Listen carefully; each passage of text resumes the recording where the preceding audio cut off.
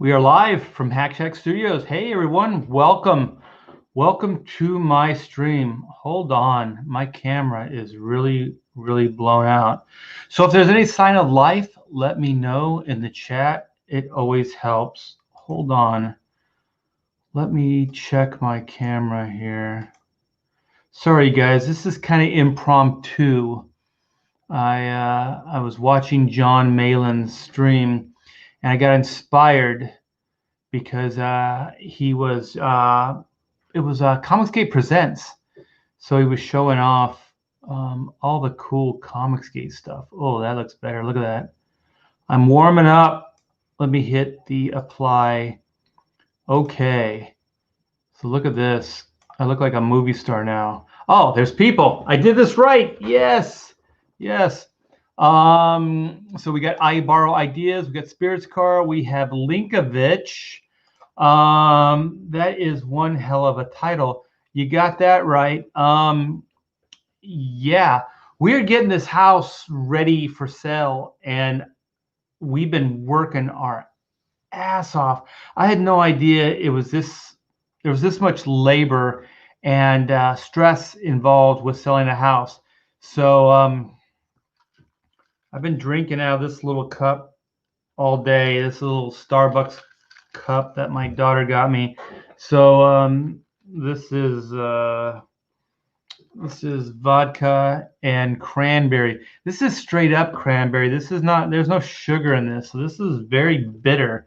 A very bitter drink, and I have to say, I've been drinking this 80 proof for a while now. Hey Amanda, how long have I been drinking this 80 proof vodka for? At least an hour. For a couple hours, I'd say. Yeah, that burns good. So yeah, I was watching John's and I was like, man, I got Charlie's London on there. They have all kinds of great books. So I got inspired to actually just do a show where I'm going to plug a bunch of books.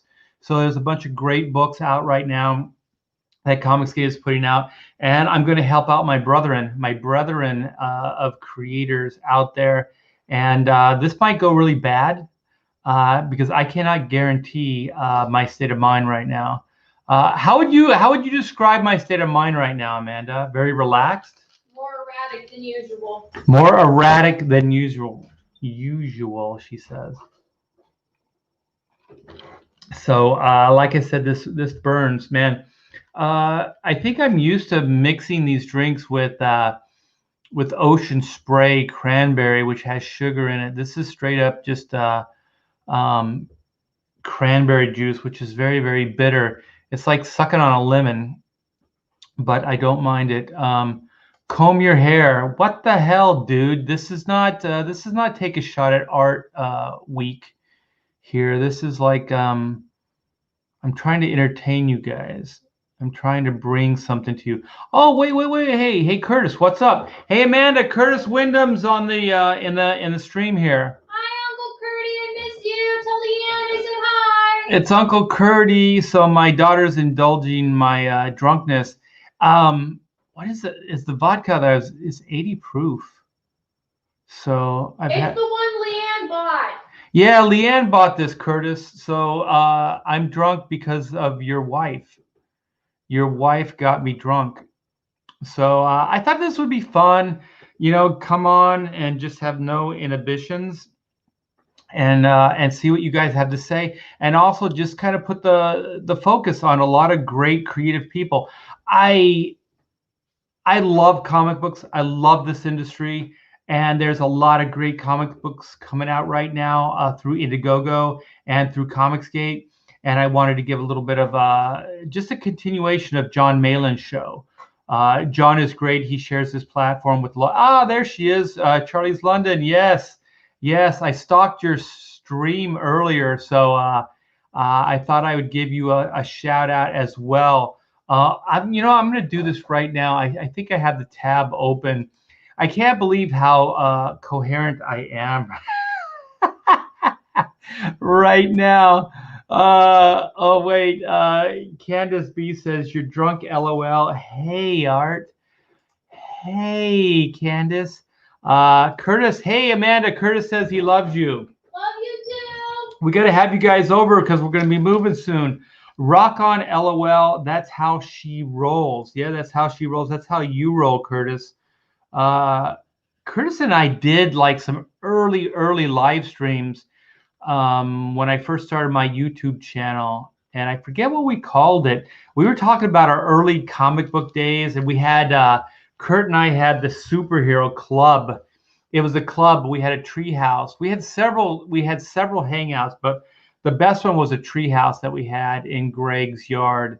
And we'd go up there and we read comic books all day and pretended that we were superheroes. So it was pretty cool. Wait. Agent DeCamp. I'm not even reading that out loud. I'm not reading that out loud because how dare you? That's getting way too personal. Oh, good for you. Good for you. There were a couple people in John Malin's chat when I announced my state of mind.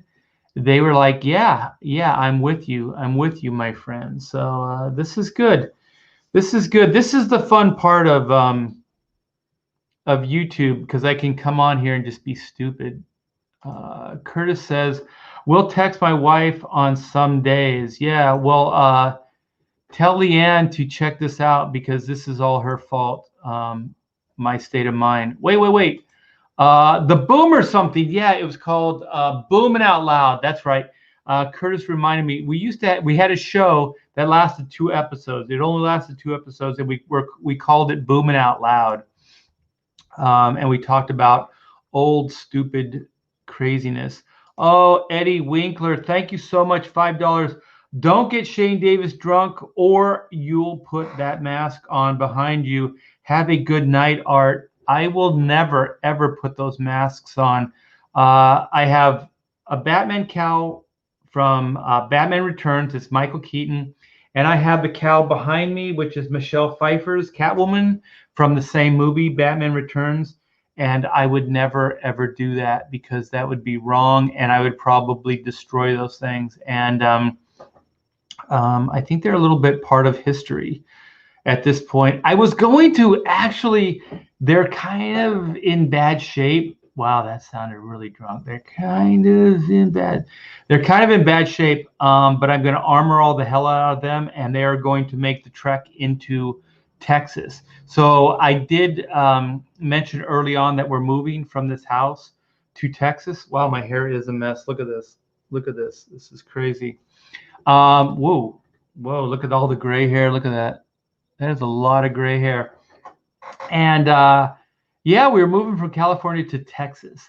So this house is sold. And there's a lot of emotions. There's a lot of unforeseen emotions. We've been here for 28 years. So we're packing up stuff right now. So I think that's why I'm doing this. It helps. Oh my gosh. This is, you know what, you guys tweet this out because this is going to be a rare occasion for you guys to see this side of me. But this is going to get messy. This is going to get really messy. But we've been packing stuff up. And so yesterday I was going through, we have containers full of memories. So we have my parents' memories. We have Pamela's memories. We have our kids' memories. We have 3 memory boxes for Amanda. 3. We only have one for my parents and one for Pamela's parents, but we have 3 for the kid. And so I was going through those yesterday. I'll tell you, the morning the wet work started, unforeseen. You don't expect the stuff to happen. All of a sudden, you start getting very wet. I'm like, oh, it's allergy season. And then you invite your wife out and you go, remember this, remember that. And then you're just full on. And then when it's bad, when you go in the house and you get something, because this was the garage, so that we're out in the garage. And so you get something to actually blow your nose and to wipe your face because you and your wife are just like, blah, you're just like going off. And so that was my yesterday morning. So actually moving and packing there's a lot of emotions. There's a lot of stuff that happens. 28 years here, and also Amanda, our little one, was born here, so she's got her whole life here. So there's a lot of emotions going on. There's a lot of heightened stuff that's happening, and so you find yourself kind of reliving all of those memories, and so it's quite an emotional, jarring experience. And we're having a lot of friends over right now. Let's see some skin. No. When I was younger and I would drink, clothes would come off, but not at this point. So I'm sorry, Andino. You will not see any pecker, and you will not see any a-hole. Well, you'll see this a-hole, but not this a-hole. Oh my God. I'm going to get banned from YouTube. So drink up, right?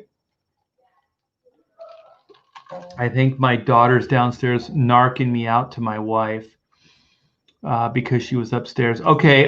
So Charlie's London says, thank you for the play. I'm not done. I'm not done yet, Charlie's. I'll tell you, the sweetest person in Comicsgate is Charlie's London. I've been on her show. So sweet. We were talking about the Narconian here in my neck of the woods, and how Charlie Chaplin actually used to hang out there.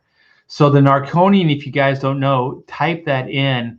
It is where Hollywood royalty hung out in, let me see if I can get this right, 30s, 40s, maybe earlier. So I don't know when Charlie Chaplin was of note, but the Narconian has a great history with Hollywood, and the Walt Disney wrap party for Snow White and the Seven Dwarves was at the Narconian. And believe it or not, animators and artists like myself, we actually can get rowdy, and we can party, and we can get kind of messy.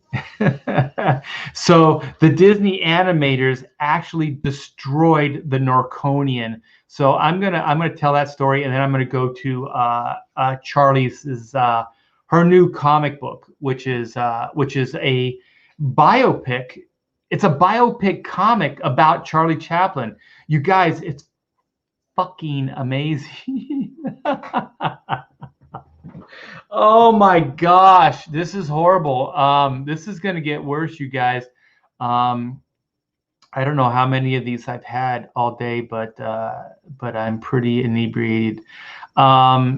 But the story is, and there's a documentary, I can't remember it off the top of my head, but the Narconian, I can see it from my house actually. It's because I'm up on a hill, so I can see it. It's now like a military prison or some bullshit like that. But in the day, you guys type it in, it was gorgeous. I think two of the Olympics, the Winter Olympics, were there for swimming and high dive.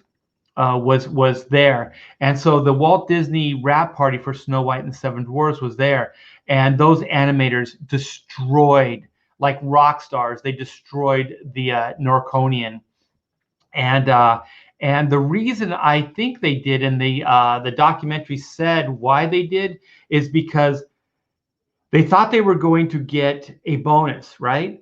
They thought they were going to get a bonus for all their hard work. They were, I don't know, like animation in Hollywood is like comic books. You guys, there are hours spent that you have no idea that were put in to make your comic book happen. Like sometimes people put multiple all-nighters in, like 24, 20, like 48-hour kind of days to get these books done and get them out on time. And so I guess Snow White and the Seven Dwarfs was similar. Don't pass out. No, I won't pass. I'm at the good stage. Art, you potty mouth. Yeah, I think I dropped an F-bomb. So no, I'm at the really good stage, you guys. I actually can handle my liquor pretty well. I just always have been able to. So I'm a smaller guy, but I can do pretty well. So anyway, so they're having the wrap party there, and so what all the animators thought was going to happen is they were going to get bonuses.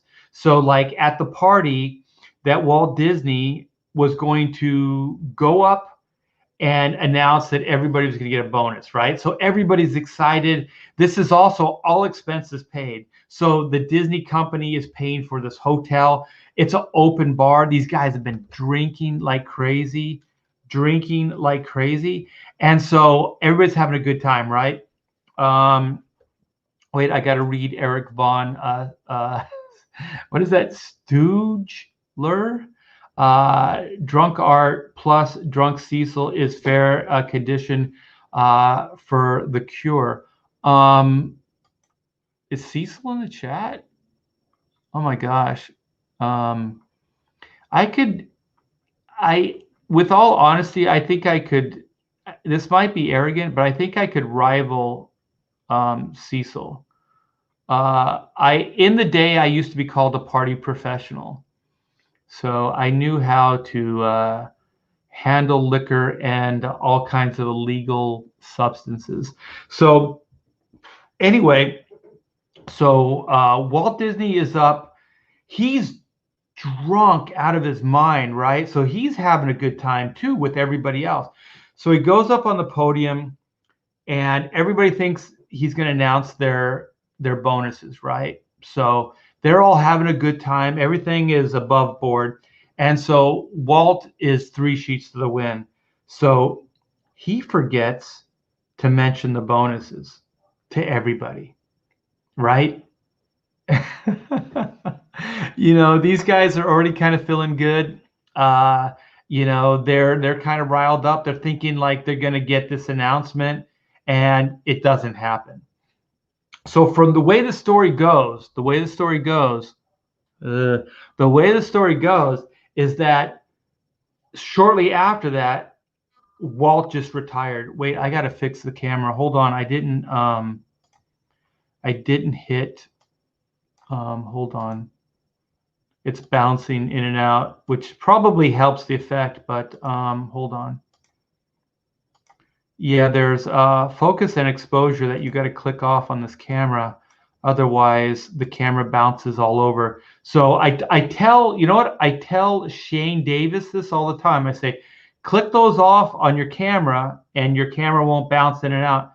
He never does. So his camera's always bouncing all over. So Shane, if you're listening, I just said it out loud. So yeah, you can fix that easy enough.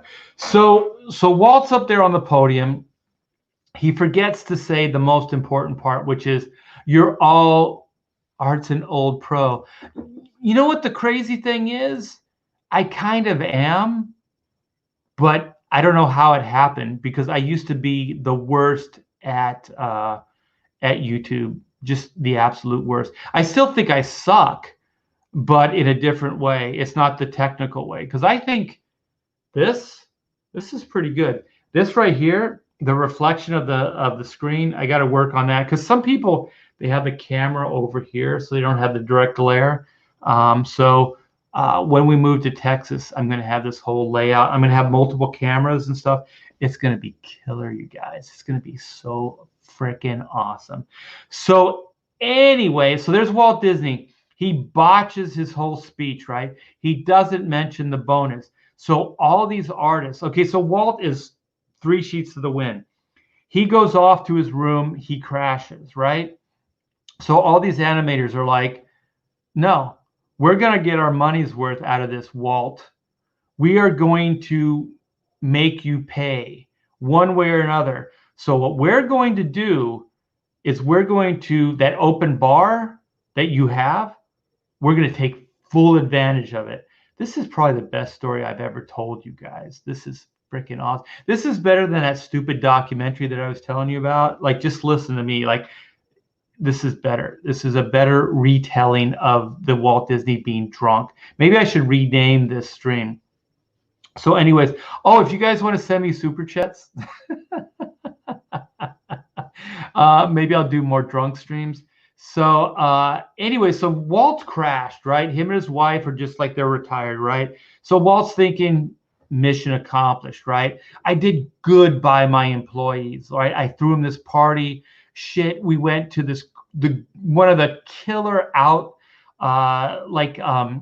just hotel situations. This hotel, you guys, in the day, gorgeous, just freaking gorgeous. Just an aside, my daughter she went to LCAD for art for illustration.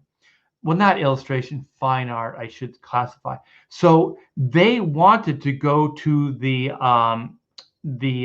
Narconian and restore all of the artwork. There's what do they call those, frescoes or whatever on the walls of the hotel. You guys type in the freaking hotel. Type it in. You'll see what I'm talking about. It's gorgeous, right? Charlie Chaplin was there. All the guys in the day were there, right? So, but they wouldn't let its artists go in and touch up the frescoes just to keep them from just deteriorating altogether, just eradicating the history, right? Somebody should buy this hotel. Disney should buy this hotel since it has the history, and it should just be a resort. It's in a gorgeous location. Like I said, I can see it from the hills here on a clear day. It's freaking gorgeous. But anyway, so I need to finish the story. So the story goes, so Disney's crashed. These animators just destroy the bar. They just destroy it. So keep in mind too, this is in the day. So they had the female artists and the male artists that weren't married. They were on different floors because they didn't want them intermingling. So just keep that in mind as I tell this story. So I gotta read this. Okay, D Geekart is finding pity on me. Should I ask Pamela or the kid to bring you water? I'm doing pretty good. I know that drinking can dehydrate you, but like I said, I'm not a party. I'm a party professional, so I came equipped. So Sketch Therapy says more streams drunk or you or not you rock. What is this? More streams drunk or not you rock. I think you're drunker than I am. But anyways, the story is killer, you guys. Okay, so the Disney animators are they're going to make up the bonus in alcohol. They're just going to drink themselves into oblivion. So keep in mind, male, female, different floors, right? So what happens when you're drunk? When your inhibitions go away, you start screwing. You get crazy. So shit's hitting the fan, right? The story goes, once again, you guys do some research on the Narconian. They had trails for horses, so they had stables. This facility is huge. So there's horses on the facility. So one of these guys, these animators, goes into the facility where the horses are, the stables. He grabs a horse. He rides the horse, through the Narconian. He's going upstairs. He's going up the stairs. The story has it that he actually rode the horse out the second story window and then crashed into a hedge. He and the horse survived, but the shit was off the hook, right? So the story goes, in the morning, okay, they were supposed to stay separated, the men, the women. There were men and women coming from each other's rooms in the morning. You know, all kinds of shit had happened. I'm sure kids were born, like just animation kids were born by the truckloads, or conceived, I should say, by the truckloads there. It was epic. And so Walt, realizing what had happened, he was like, okay, damage control. You guys all get your bonuses.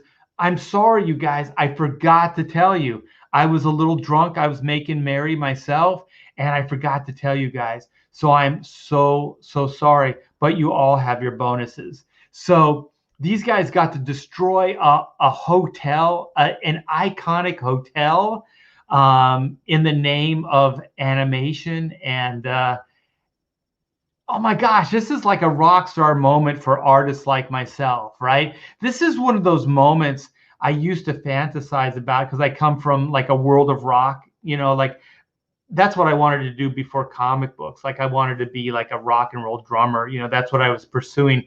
So I always wanted that experience, like a Keith Moon, like destroy a hotel room or something like that. And here these animators went out and just freaking destroyed not just a hotel room like a Motel 6, but these guys actually destroyed a prestigious hotel, man. And they did it on the Disney dollar. They did it on Walt's dime. Freaking awesome, man. I would love to have that story to tell.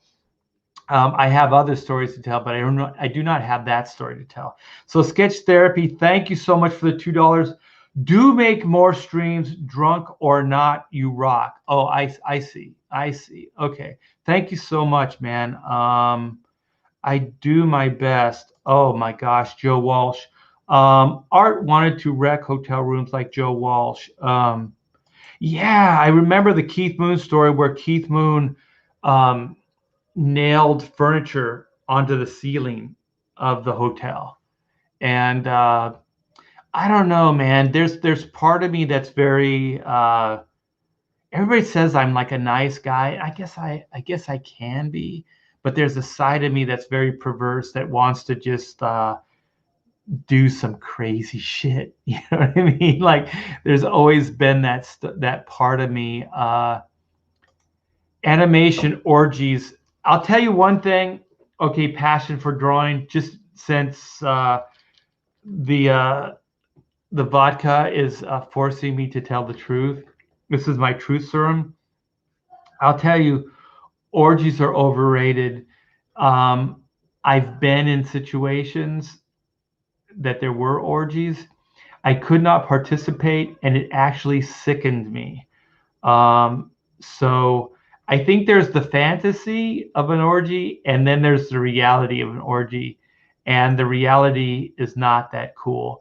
I actually ended up calling the cops on the orgy just to break it up because I couldn't handle it. Keith Moon rocked. Yes, he did. He sure did. Okay, I'm going to go into, I have a bunch of tabs here, but I am going to screen share and I am going to show a little love to a lady that has showed me and Chrono Mechanics a lot of love. So if you're still listening, Charlie's London, this is for you. So Charlie's London, from East Lane to the Limelight. And if you guys don't know anything about Charlie Chaplin, it's by today's standards, you can really overlook his contributions. But since I was talking about Walt Disney and Charlie Chaplin were good friends, and Charlie helped out Walt a lot because what Charlie did was a lot of pantomime because they were silent movies. So he actually understood like visual storytelling. And so a lot of like the Disney DNA is taken from Charlie Chaplin. Believe it or not, if you look at the history of the animators and just the body language and just telling a story with images is what they learned from Charlie Chaplin. I should probably do more streams drunk because I'm way more lucid. I think I can get myself out of my own way. So this is Charlie's London. That's not her real name, but that's how everybody knows her by. And yes, she does live in London, and she's a Brit. And she is 10 days. She has 10 days left. So I don't know if this was a 2-month. So maybe if she's still in the stream, she can tell us if this was a 2-month campaign, because I apologize. I haven't been following it as closely as I should. But most of these Comicsgate books go 2 months for the initial live, Indiegogo launch. So for the time that she's had up, she is doing quite quite good. She is at 36,416,448 backers, and she has 10 days left. She had a fixed goal of 13,440. I don't know what the 440 means, but that's kind of an odd number. But she has surpassed that greatly. And I think it's because it's a great project. Like, we can only, as artists, we can only bullshit so much. But if the artwork and the concept does not support it, then you guys won't support it. So if you go to the site, you can see the wonderful artwork. You can read the write-ups, and you can see what the concept and the story that she's telling is all about. This artwork is amazing. This is a biopic, and it's all photo referenced, and it's very the artist really researched the time. So this all feels very authentic. And I do believe that Charlie's has an official license, okay, from the Chaplin estate, and that this is licensed by the estate, so that this book is going to be in the museums and the different places where they pay tribute to Charlie Chaplin. So she knows her stuff, and this is nothing short of amazing. Yeah, look at this artwork, you guys.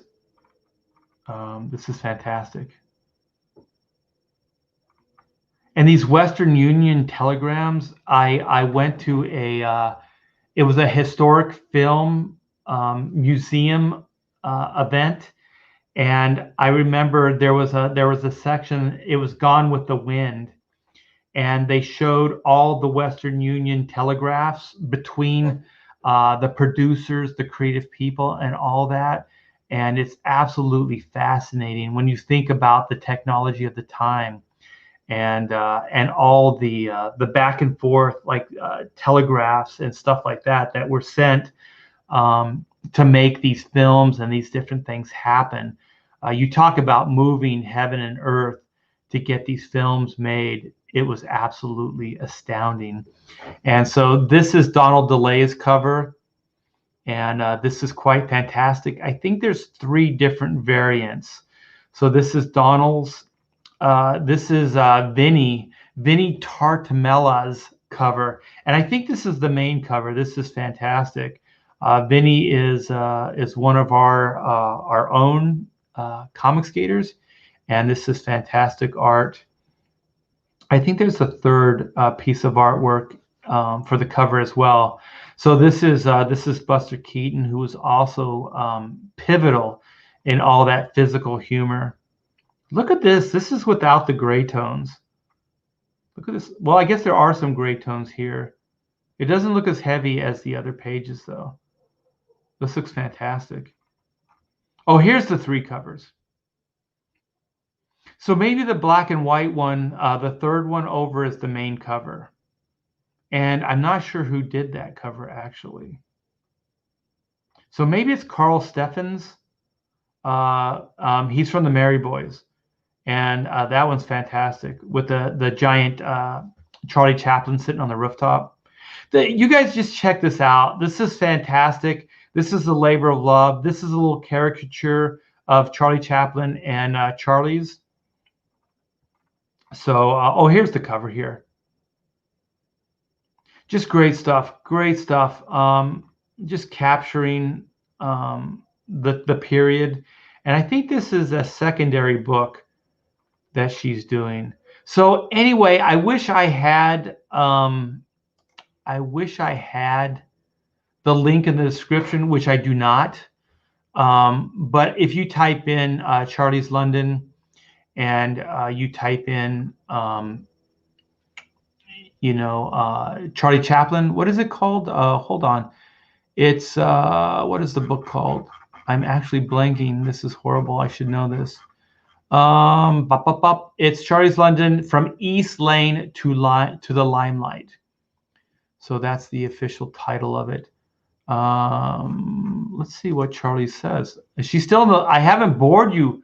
I haven't destroyed your attention span yet. RT Bear, I have just got a deal for 3 contracts to be sold in museums and bookshops here in the UK. Yes, awesome. I had a written in the contracts that I won't be with them till January after my backers get it. So I think that's what she's saying is the backers get the exclusive. Oh my gosh, you guys are so generous. All I have to do is say, please send drunk super chats, and you guys are all over it. Oh my gosh, all over it. Here you go. I'm about halfway through this one. Oh my gosh, it's so bitter. It's not the alcohol, it's actually the cranberry. Straight up cranberry juice is worse than lemon juice. Charlie's campaign is amazing. I know because I'm working on it too. Awesome. We have 2 superstars in the chat here. So Wooly at Terror Comics, I'm sorry, man, is in the chat as well. Yeah, you guys are like a lethal combo here. Great stuff. Great stuff. The writer is only as good as the artist. Everything we do in comic books is all visual. It's a visual medium. So if you don't have good art, you have nothing. So Spirits Car, sometimes Spirits Car is my best friend in these chats, and sometimes he's my worst enemy. So let's see where Spirits Car comes in on this one. It's become compulsion. And what is that? Contrarian hipsters to shout they prefer Buster Keaton. Keaton never made a film that moved audience to tears. Keaton didn't expand the medium as Chaplin did as filmmakers. Yes, I completely agree. But Buster Keaton, as far as physical, was still pretty damn groundbreaking. So sometimes I think we want to compare to and find out like, well, which one's better. I think they're both really, really good in their own ways. Like there's always a sliding scale. And I remember creatively when I started in the industry, I was like obsessed with like, who's the best? Who's the best? Oh, is this guy the best? Is this guy the best? I want to be the best, right? And then at some point about 15 years into my, I don't know if you guys know this, but I've been doing comics for 37 years now. At some point you have the realization like none of that shit matters because the best is a sliding scale, and it's all based on the eye. Like some people might think this guy's the best, some people might think that guy's the best. So it doesn't really matter. It's so arbitrary. So to get too hung up on that isn't that important, because I do think Buster Keaton and Charlie Chaplin contributed greatly to physical humor. But I think Spirits Car, you're right. I think that Chaplin had more of the emotional components to it. Like Buster was more, it was more like just, it was not just visual gags, but they were visual gags, but they were absolutely mind-boggling visual gags. D Geek Art says, oh, thank you for posting this. Yeah, here's the link, you guys. And D Geek Art, thank you so much. Way to respect your backers, Charlie's. Thank you. She's the real deal, you guys. She's the real deal. Let's see. You guys are getting the better of me here. Oh, Charlie's is going to town. My backers get it in April, and the external buyers get the books in January, because my CG backers are my heart and soul. Hell yeah. Hell yeah. In Charlie's we trust.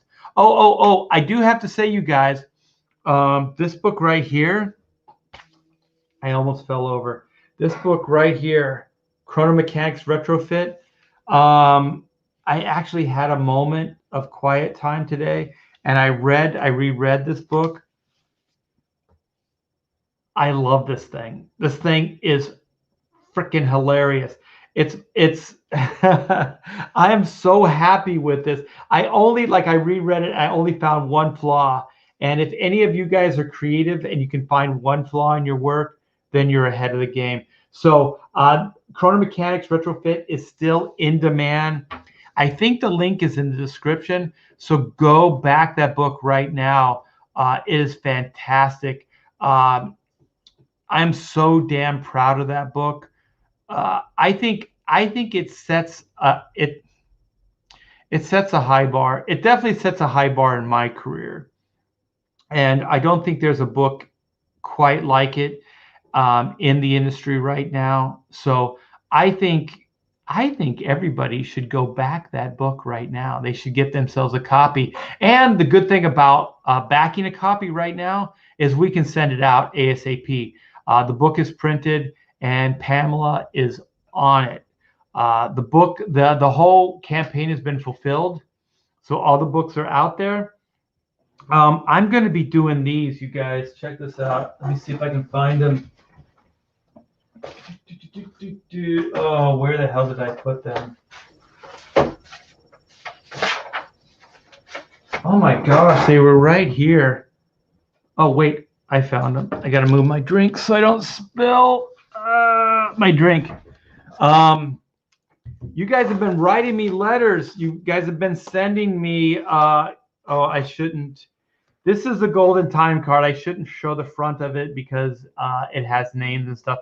And some of you guys do not want your golden time card exposed, so I will respect that. But you've been sending me the golden time cards, and I should just hold the backs of them. So I have letters here. And so I'm going to be doing your drawings for your golden time cards very, very soon. So if you guys get a golden time card, fill it out, send it to me, and I will do a drawing for you. Guy, I want to read this to you. This is all filled out. I have a backer number. I have your name. I have a signature, and I have the hours that you put in. So if you guys have been lucky enough to get a golden time card from the Chrono Mechanics campaign, what you need to do is you need to fill these out and then send them to me, and I will do a drawing for you absolutely free. And I'm going to do them live. And if you guys don't want me to announce your names or anything, let me know in the letters, because some of you guys have done that, and I will respect that. But if you don't mind, I'll read your name live, and I'll do your drawing live. I already have my camera apparatus. I've grabbed it. So this coming week, I'm going to be doing your drawings for you. I wanted to do it earlier, but selling this house has taken all my time. So Daniel, thank you so much for the $2 super chat. I do appreciate it. The inhibitions have come out, so you guys keep the super chats coming, because the usual art doesn't say these things, but the drunk art says keep the super chats coming. Chrono Mechanics is my favorite CG book. You're damn right.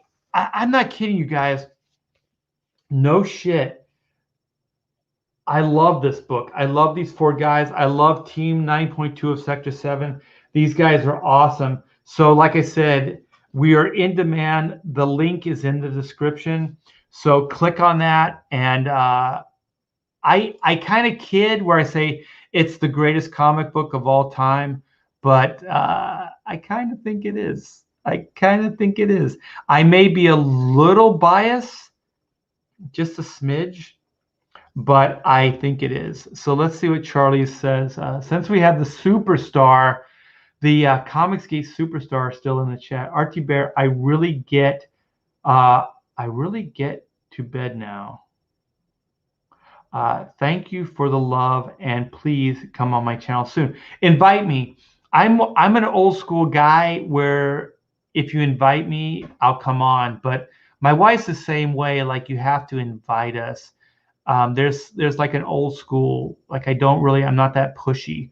But so if you want me on your channel, just invite me. And you know what we should do is I should have you on this show. And we'll do just because since you only have 10 more days,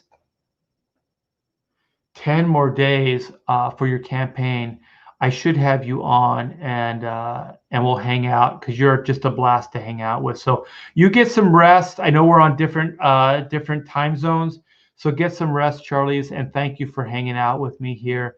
I do appreciate it. And go back her book. So thank you, Daniel C. By the way, for the super chat. I do appreciate it. So let's see what else we have here. Thank you. I do appreciate that. Oh, okay. So Spirits Car is following up. Keaton seems more one-dimensional. Yeah, exactly. Yeah, it's not as deep. It's not as heartfelt. Chaplin covered an array of subjects, themes, as well as much edgier comedy, like the cocaine bit when the tramp went to prison. There's not only that, but there's some shit like just camera misdirection. What do they call that? I guess they used to call like Hollywood magic. Like there's kind of early green screen type ideas that were at play. He did a lot of camera, like where they would fool you with the camera and stuff like that, and take advantage of the technology or the way the camera worked and exploit that. There's just some really revolutionary stuff that came out of what Charlie Chaplin had done in his day. Art is a fiend. Let him in. Fiend. Wait, drop dead or dead drop. Oh my gosh, I think you did something on Twitter. I think I followed you on Twitter today. So thank you so much. I forget what it was on Twitter, but you did something. So I recognize the name. Art, everyone in CG wants you on their channel. Well, I don't know about that, but Kelsey, Shannon, and myself, and even Richard Friend have been talking behind the scenes about doing something. I think that would be a blast because we're all really like-minded. And I've done a couple convention panels with Richard Friend, and he's a blast. Let's see what Adonis on the farm, just off Orwell Lane. Hell yeah, RT Bear Chrono Mechanics was a great read all over again. Can't wait for the next release from RT Bear's Vault. Dude, I am close. I have the Chrono Mechanics bug right now. So, oh my gosh, hold on. Either I'm getting more drunk or that's becoming smoother. Did you hear that? Smooth. But yeah, the Chrono Mechanics bug has been hitting me.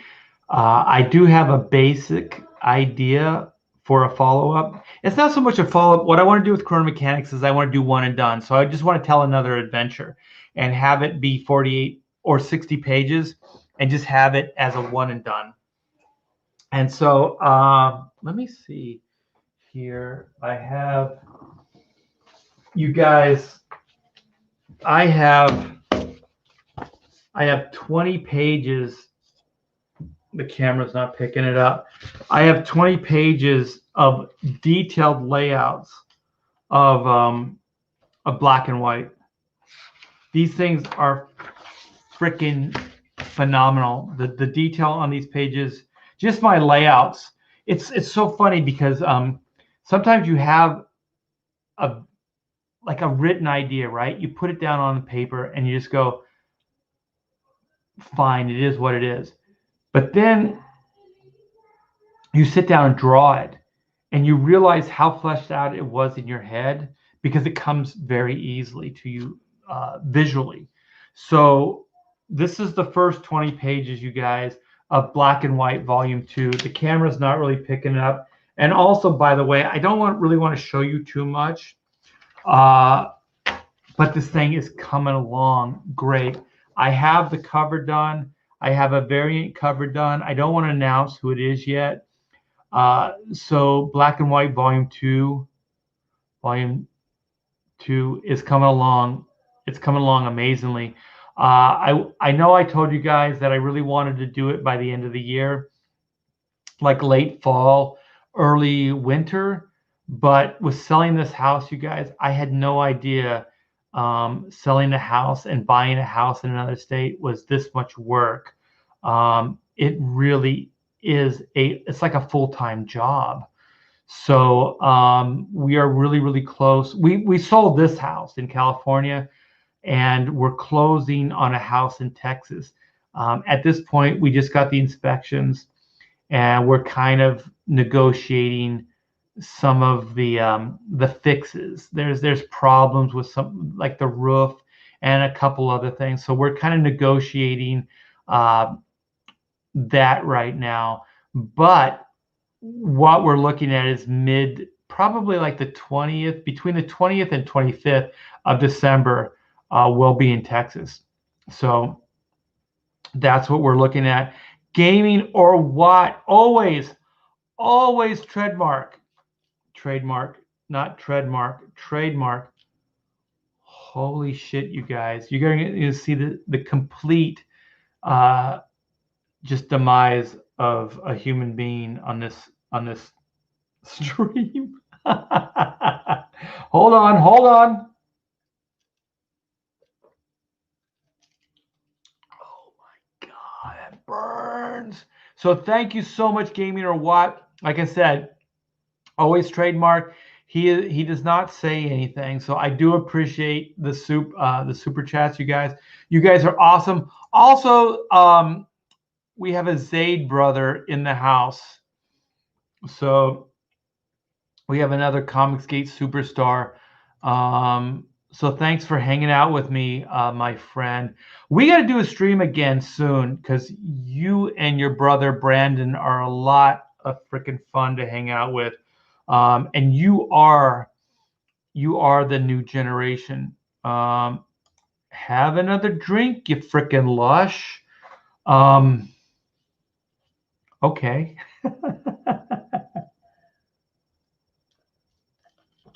I have about a third left of this. You can't see it because it's not transparent, but I will kill this beverage on this live stream, and I will try to stay as coherent as possible. Like I said, I got a pretty high tolerance, and I've been drinking all day. I'm not shitting you guys. I've been cleaning that frickin' garage. Holy shit. I'll tell you right now, my wife and I are such good people. This house is going to be in pristine shape for the new owners. We are killing ourselves to clean this house up. I have all kinds of stuff that I'm leaving the new buyers or the new owners, I guess. Just all kinds of stuff. I'm gonna freaking clean the pool, just clean all the filters, everything. This house is gonna be pristine for them to move into. And then I'll tell you, oh my gosh, we had a mover over the other day. Hours. This mover comes in, and you know what? Like I said, I've been doing this for 35 years, like comic book artwork for 35 years. And also I collect artwork. I collect animation cells. Behind me is the Michelle Pfeiffer cow. That thing's worth $10,000. I'm not shitting you. It's $10,000. So we went through everything. And so I was just like going through it like it was nothing, right? And then he said, some of that stuff you showed me looks like it's valuable. What's the value of that stuff? And I was like, oh my gosh. And so we started going through the value of all my Disney animation, all my collectibles, my cowls. You know, I have the Batman cowl. I have the Michelle Pfeiffer cowl. I have one of three of the Lancelot helmets from Excalibur. There were only three made. And I own that. It's just all kinds of weird collectible stuff. And so we went through it, and I was like, holy crap, man. I have like $100,000 worth of just artwork and collectibles and stuff. Like, and most of it, I'm not trying to brag, but it's my own artwork. Like I have 35 years. Like I talk about the T-Bear Vault, but I have like 35 years worth of artwork. It's crazy. So, like I said, I mean, I never think about it in that context. But when you have movers and stuff like that, you have to declare value. And then he was telling me like, you don't want to just you want to pack that stuff in a very specific way. And then all of a sudden I was like, holy shit, this stuff actually has value.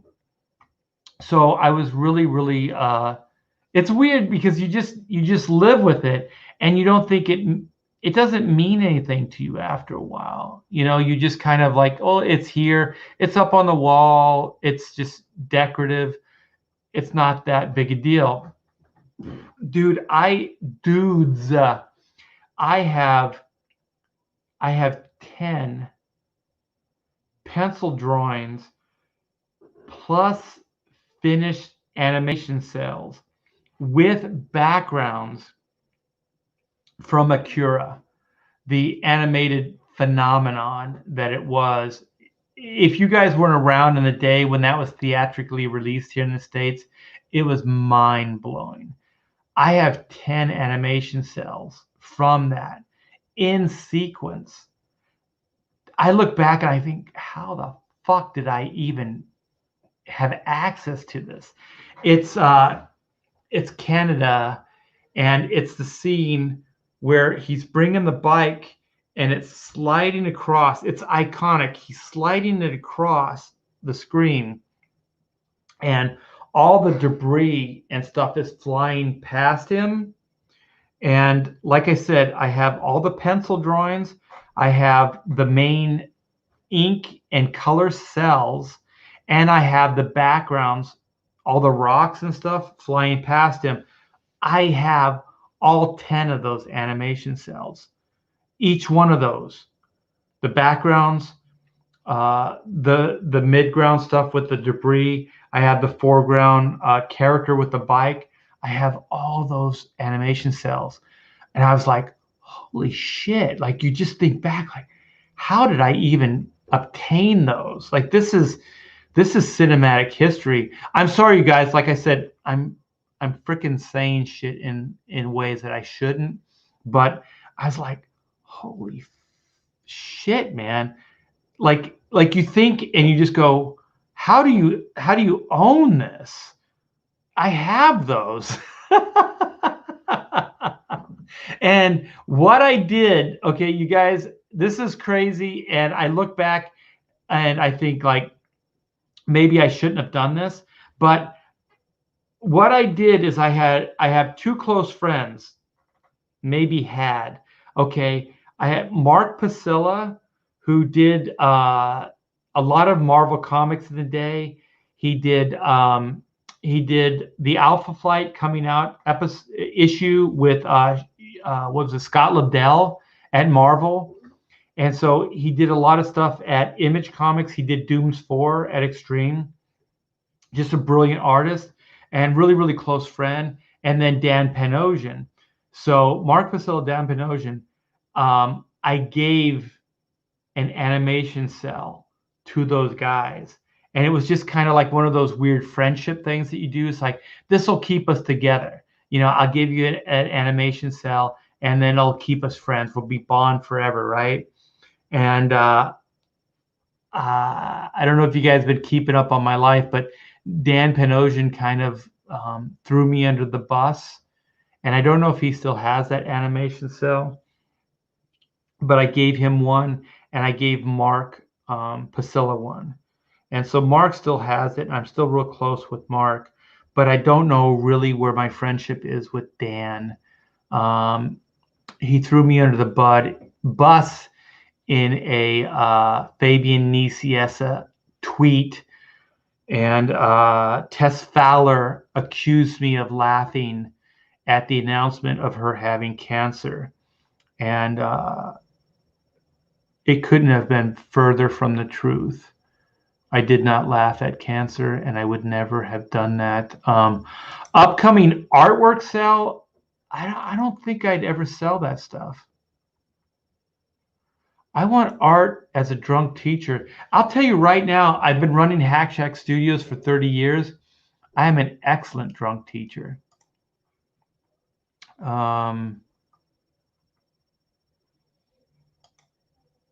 Yeah, it freaking blew my mind, and I wasn't 11 years old.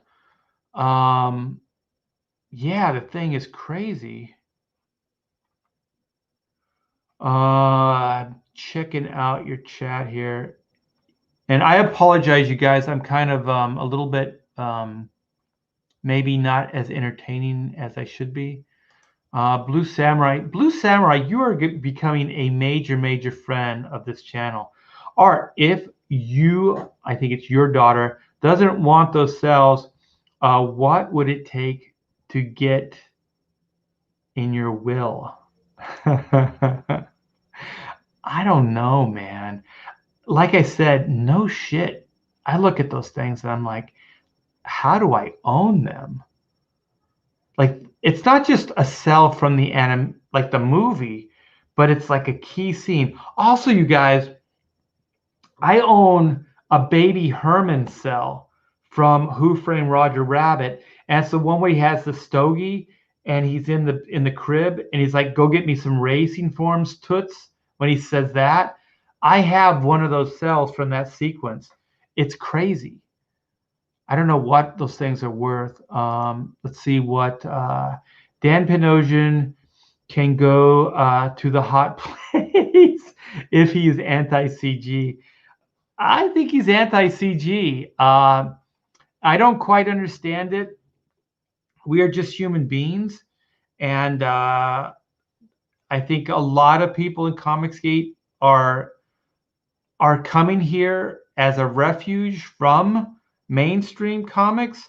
So they just want to make a living. They love comic books, so they want to be able to do that. So they come to Comicsgate, and there are some people that just don't want. They just don't want that to happen.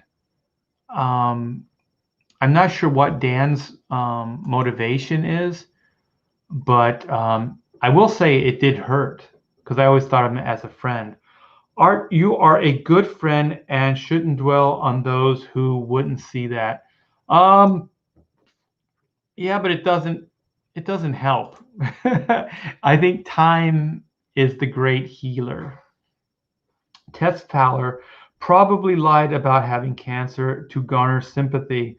Only time will tell, right? Only time will tell. You guys, I'm almost done with this.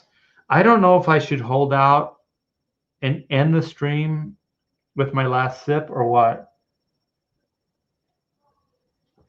But like I said, it's becoming easier and less burny.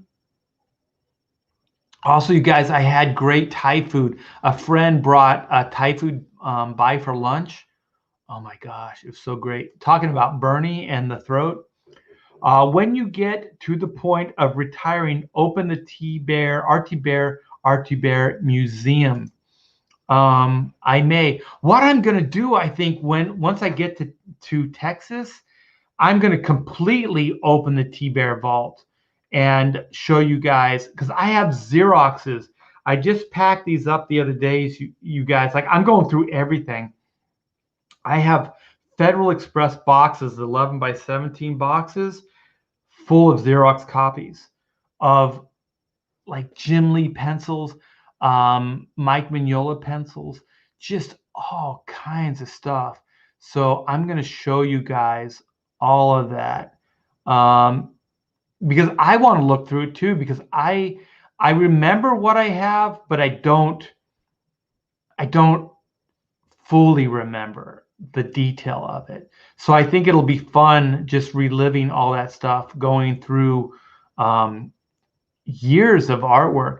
Because what I do is every time, like whoever I worked with, I would make a Xerox copy of the pencils. Because if I screwed up the inks or something happened, I could always go back to the original. Because once you start inking something, the original's gone. So I have those backup copies everywhere. So Jason P says, have you ever had to draw a Dan Slott story? Um, I do remember Dan Slott in the day, but Dan Slott was just starting at Marvel. So I always remember him as a very gregarious, outgoing guy, and I got along with him. But I never penciled or inked a Dan Slott story that I can remember. So I keep thinking like it's been at least 10, 12 years that I've worked for Marvel, maybe longer.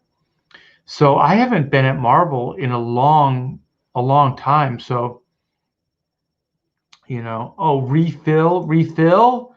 You guys really want to see me pass out on stream. All I can say, you guys, is I'm going to sleep really, really well. Late to the party. Sorry, Art. Well, I'll fill you in. I'm very, very drunk. And I wanted to show off some Comicsgate books.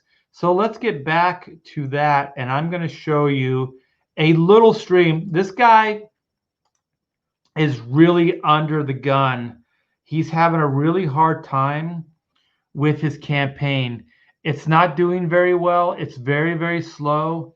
Not a lot of people know who this guy is.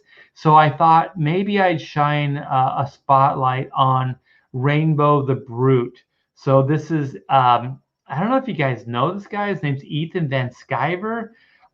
He's been kind of doing some of these indie books lately, and not a lot of people know who he is.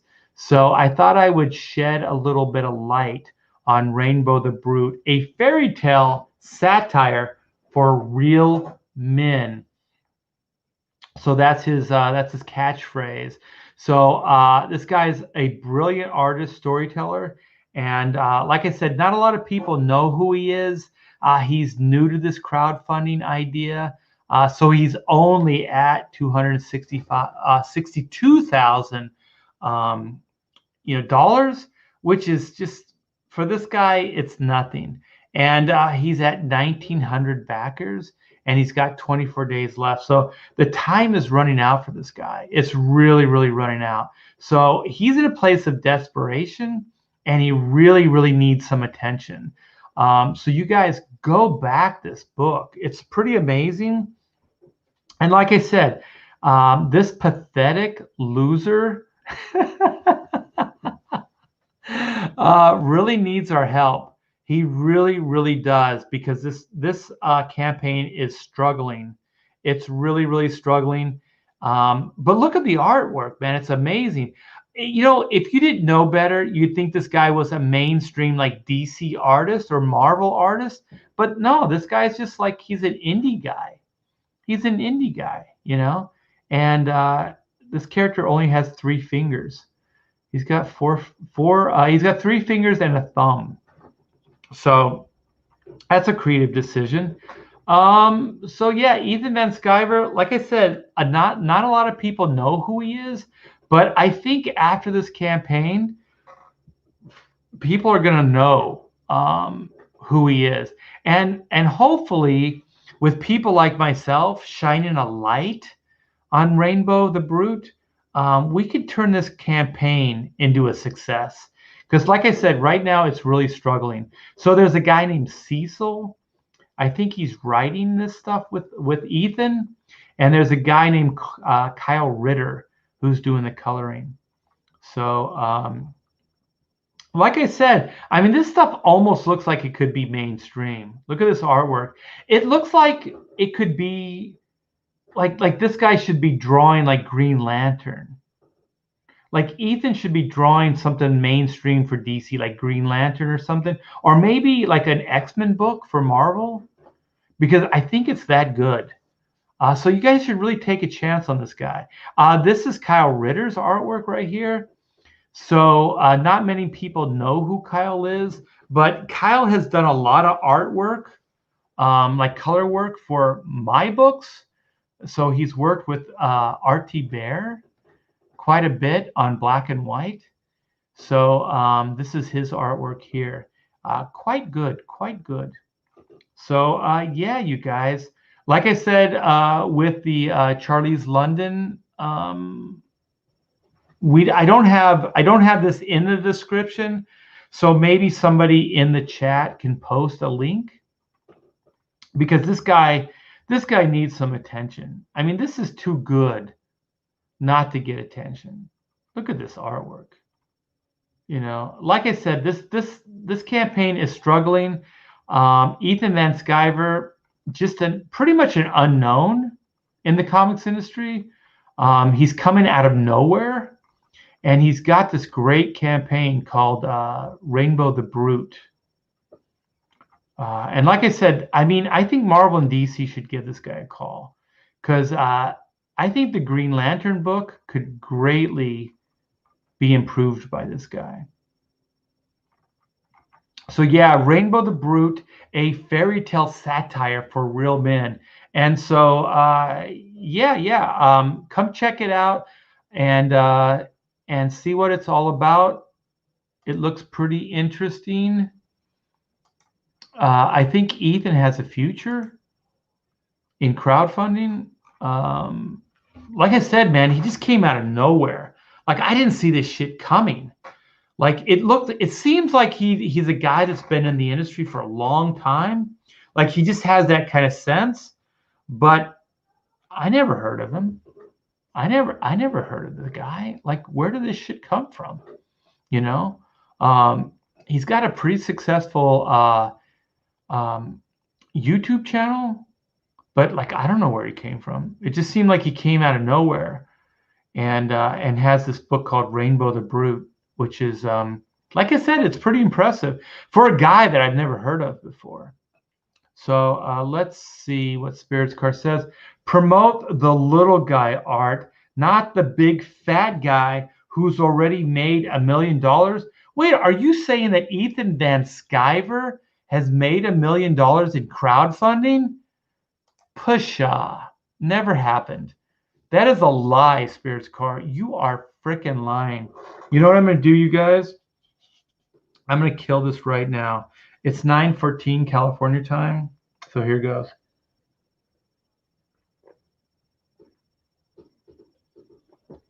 Oh my gosh.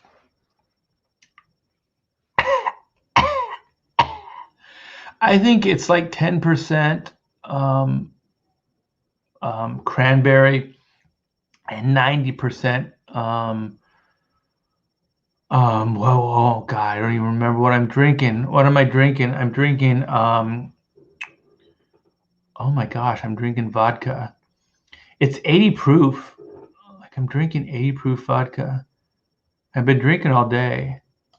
Oh yeah, I already clicked that.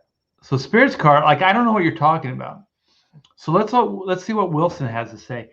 EVS, so I think that's Ethan Van Sciver, is almost as much as a veteran as you are. What? I never heard of the guy.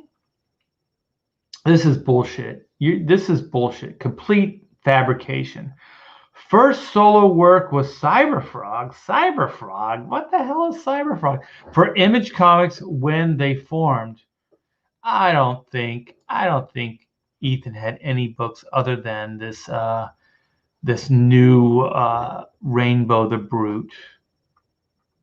I think you guys are trying to throw some doubt in here. Let's see what Eddie Winkler has to say. We don't want this going to his head and giving him an ego or anything. So you're talking about Ethan again? I think it's impossible to give this new guy, Ethan Van Sciver, if that's who you're talking about. I think it's impossible to give that guy a head. I mean, he's just starting out. He's got a good start, but he needs people like me to really promote him. You know, like I think if all of us in the chat, and myself included, if we could really get behind this Rainbow the Brute book, I think we could turn it into a success. And there's this guy, Cecil. Who the hell is that? Like, I think we really need to get behind these guys because I think it looks like it could be mainstream. Like, this guy's work is that good. Look at Henry. Henry Bemis is saying, like, Ethan Van who? Exactly. Like, where'd this guy come from? Like, I don't know. Send Cecil the link. I don't know. I don't know if I could do match wits with him right now. Get the cranberry juice into you. I know that cranberry juice is really good for you.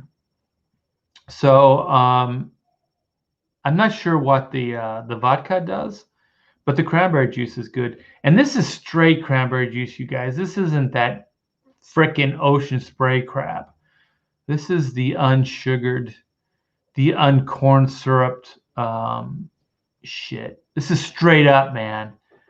Artist drinking mead. Yeah, that's definitely a. Oh, is that Tesla? Oh no, that's what's his name? Oh, holy shit, man. Who is that guy? Let's see. I think I got a quote from him. Edgar Allan Poe. Check this out. Can you see that? The writing on this book. Wait, what does it say? Let me see. The writing on this book is unsurpassed. I will write nevermore. Edgar Allan Poe, writer of scary stories and bird lover. So Chrono Mechanics actually has an Edgar Allan Poe quote on it. So Edgar Allan Poe actually gave his thumbs up for Chrono Mechanics. So I got a double whammy on that. Oh my gosh, D Geek Art, $2. Don't forget to drink some water. I've been drinking water all day. I'm good. Like I said, I'm a party professional. But sadly, I am done. What is this? You're drinking vodka. I'm drinking whiskey. Life is good. I'm out of whiskey. I would like to drink some whiskey. Ethan's first crowdfunding book raised over 800,000. This is a lie. Ethan came out of nowhere. This Rainbow the Brute is his first book. I don't wait. What was that? I saw somebody. What was that? Yeah. Cranberry juice helps you pee. Yeah. Art's drinking bootleg vodka. I don't think it's bootleg. Yeah, that's crazy. What the hell, man? Twitter, like, is insane. He did not deserve that. Cecil did not deserve that. Yeah, Poe. Edgar Allan Poe. Thank you very much. Even Van Halen passed away, Art.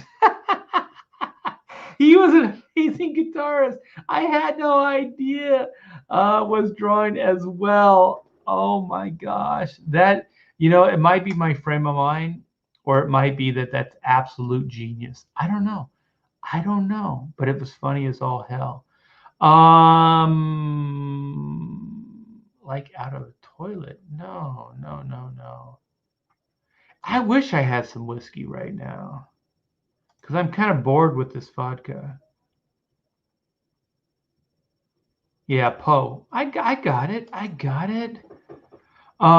Eric says, F that wretched Cecil guy, Ron Mars. Oh, shit. Oh, my God. How long is this going, you guys? I've lost all perspective. I don't know. Okay, so I got Rainbow the Brute. I got I got Charlie's London's book. Okay, here we go. One more. Well, I got a couple of these, you guys. Like I said, the point of this is to just promote some of these great fucking books. Look at this shit, you guys. There are some great books coming out. One of them is Chrono Mechanics, so link is in the description. So you guys should all back Chrono Mechanics, by the way. It's a great book. I'm not sure who the artist writer is, but I heard he's a terrific guy and a brilliant artist. So this is Billy Tucci. Deborah Tucci posted this up. So what is that? Haiku? I can't say that. She is back with a sequel to Return of the Warrior and a new graphic novel. So this is the great Billy Tucci. And if you don't know, unlike Ethan Van Sciver, Billy's been doing comics for a long time right now. He is an indie guy, probably one of the high benchmarks of this industry as far as indie is concerned. And he needs all of our help because he is only at $71,656,000. That's all. This is pathetic, you guys. I mean, for a guy on this level, he should be doing way better than this. So 919,000 backers. Oh my gosh, this is sad for Billy. Billy, I feel bad for you. He's only got 14 days left, so we should start making not only Deborah but Billy feel better. So you guys come over, back this book. It is freaking phenomenal. Billy was showing off some of the sequentials. I mean, Billy's pinup stuff is always great. Always great. I did a what was it? An Austin, Texas convention next to Billy, and he was just banging out the commissions. The man is a machine. Brilliant stuff. I cannot say enough good things about Billy Tucci. Where are these sequentials, Billy? Where are these? He works with a great team too. Great team. There's the variants. There's another. Look at that. Look at that. Billy, you are on fire, my friend. You are on fire. That looks like a real person. Oh, here's the sequentials. Flashback. Get into a little bit of flashback situation. This stuff's great. There's a scene with, here it is. Was she in a car? This is a 1, 2, 3, 4, 5, 6, 7 panel grid. This is brilliant storytelling, you guys. The cinematography, all the stuff is pretty amazing. The execution from the artist, the layout, and the colors is absolutely phenomenal. You're not going to see any better than this. This is really good. When I saw this, I absolutely was like, I need to step it up. I need to work harder. And this is the page that did it. And then it just keeps going. It just keeps going. This is brilliant stuff, you guys. So Billy's one of the good guys. His team is phenomenal. The character has been around forever, so it's got staying power. So come by, back she. Just look at all this artwork. It's amazing, just amazing. Look at that. There's Billy at his best. Colors, pencils, inks, just phenomenal. And like I said, Billy's one of the good guys. He really is. So there's a ton of stuff here. We got challenge coins. Just a bunch of great stuff. Look at his pencils. Just brilliant. Billy pisses me off because I just keep looking at this stuff and I'm like, this is what I want to do. Just, I mean, the level of consistency and just stick-to-itiveness. I look at this stuff and I just wish that I would have kept going with black and white. Like, just kept going. After 94, just kept coming out with books. And like, she has that kind of longevity. It has a great history, and there's a lot of books. Yes, that book looks beautiful indeed. Not enough cranberry juice. Not enough at all, Keith. I don't think EBS did any mainstream comic books. I think Wilson is trying to to trick me. I think he just came out of nowhere with Rainbow the Brute. I think that's his first book. He's an indie guy, you guys. He's not a mainstream guy. If Ethan Van Sciver, if Ethan Van Sciver was mainstream, this guy would know. He's not. He's not. He came out of nowhere. He came out of nowhere with this Rainbow the Brute. Spirits car, Art just wants to draw cute chicks. You're freaking right, I do. Why wouldn't I? Oh, thank you, Geek. D Geek Art, one of my favorite people. This is the She link right here, you guys. Go back Billy's book. It's amazing. Like I said, the show is just kind of watching me fall apart, which I guess isn't going to get much worse. Oh my gosh, there's Michael. Do I dare? Oh my gosh, Michael. How dare you drink without me? You know what? Usually, I'm only like this on Michael Bancroft's show.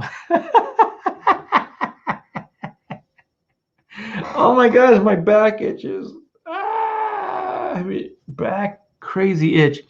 Oh my gosh, Michael, you are one of my favorite comics gators, Michael. If I was gay, I would be gay on you right now. So there you go. You guys tweet this out because this is one of those rare occasions you get to see the demise of a human being. You get to see a human being just fall apart in front of your very eyes. Art is underrated. Well, I don't know about that. I am underpaid though. Let's see. No one likes grapefruit with their vodka, a Greyhound. You know what? Like, I usually mix the vodka with Ocean Spray cranberry. So Ocean Spray has a lot of sugar in it, just a ton of sugar.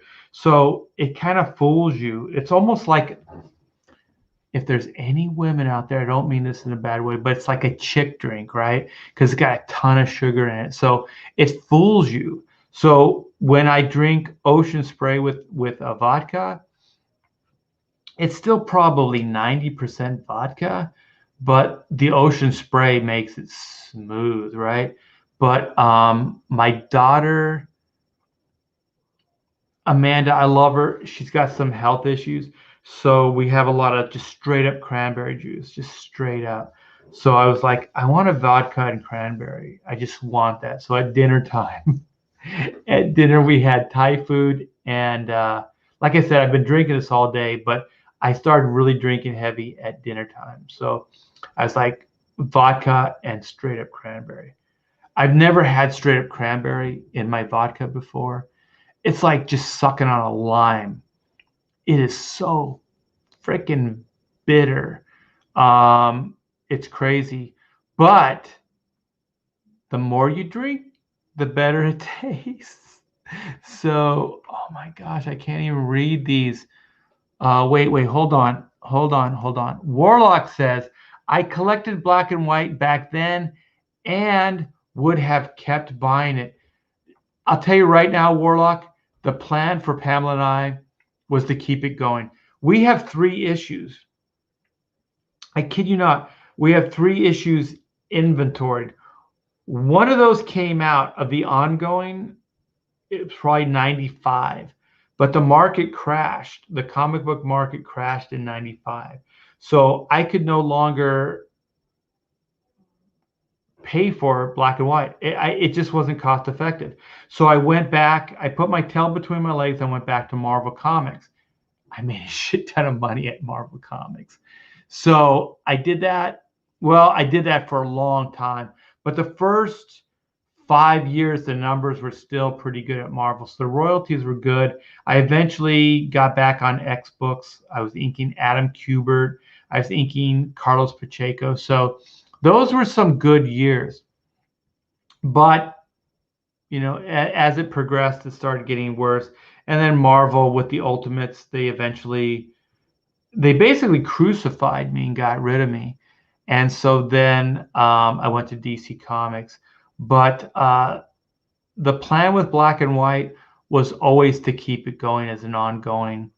I had Hollywood representation. Pamela and I were taking meetings with freaking major people. At one time, we had what's his name?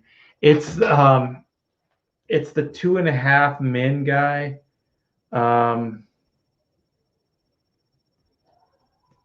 Oh my gosh, I'm blanking on the actor's name, but we had him as Black, and then we actually had Alec Baldwin and Kim Basinger as Black and White. We took meetings with their representation.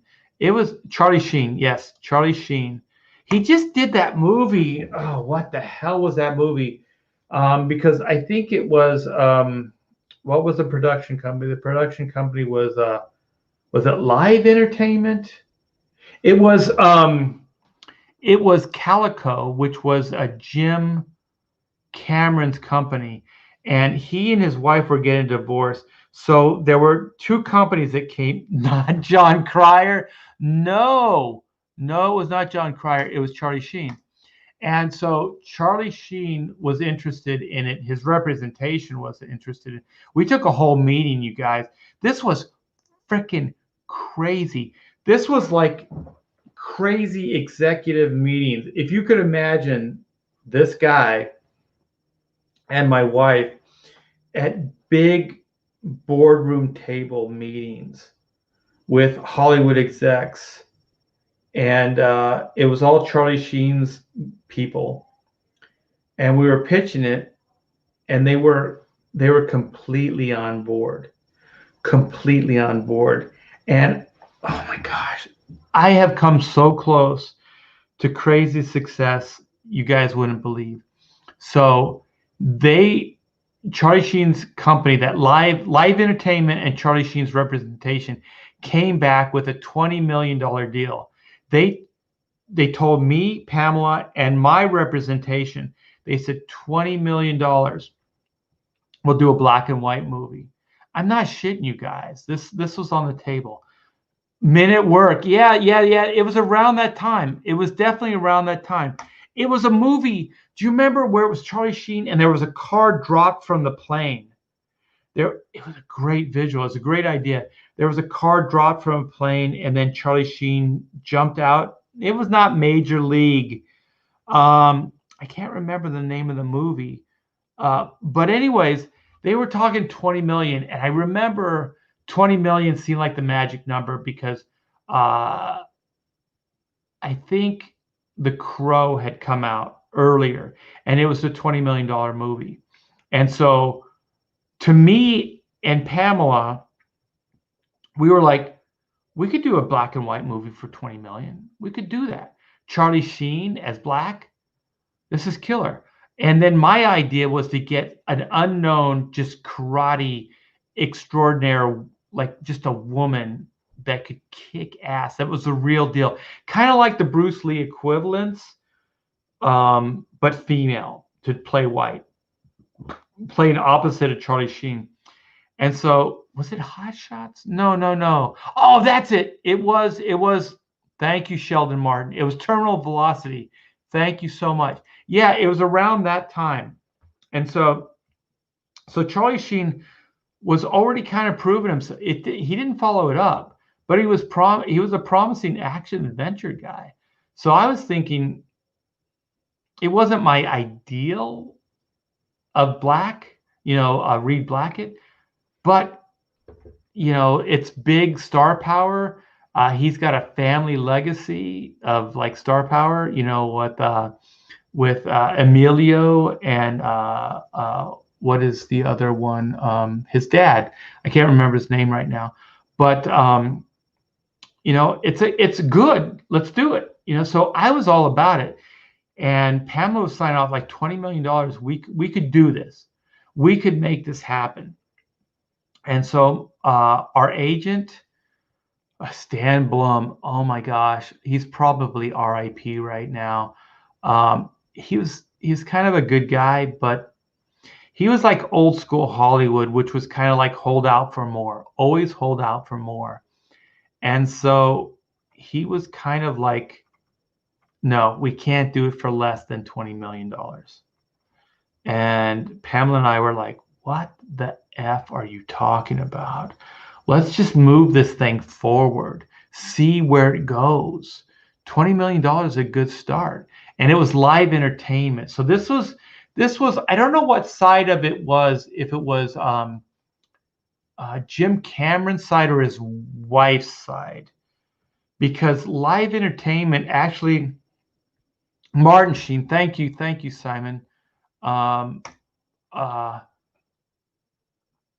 Jim Cameron had just divorced his wife, so there was so Calico, who also had the rights to Spider-Man at the time. So I think the reason Spider-Man didn't happen earlier is because that company split, and so we were there as it was splitting, and I was like, we could do this for 20 million. So Pamela and I told our agent, and then he was just like old school, like, let's hold out for more. Let's hold out for more. And I was like, I think as we got into production, we could probably organically go into more, but we need to start somewhere, man. We need to start somewhere. He was all or nothing, and he just nixed the deal. Nixed the deal. I'll tell you right now, at that board meeting, just to stroke my ego, I was freaking on fire. I was so scared. I was scared to death. I mean, it was a big table. It was like those Hollywood situations. There were executives lined the right and left side. I was on the end, and then the other main executive was on the other end. So my wife was to my right, and then my agent was to my left, but I was on the end. So this was definitely a power meeting. God, I still can't believe this shit happened.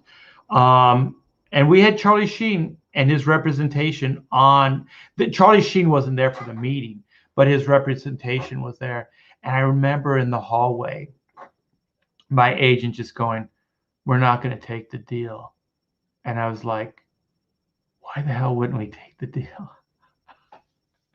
And yeah, there's a lot of shit like that happened in the day. But you know what I mean? It's water under the bridge.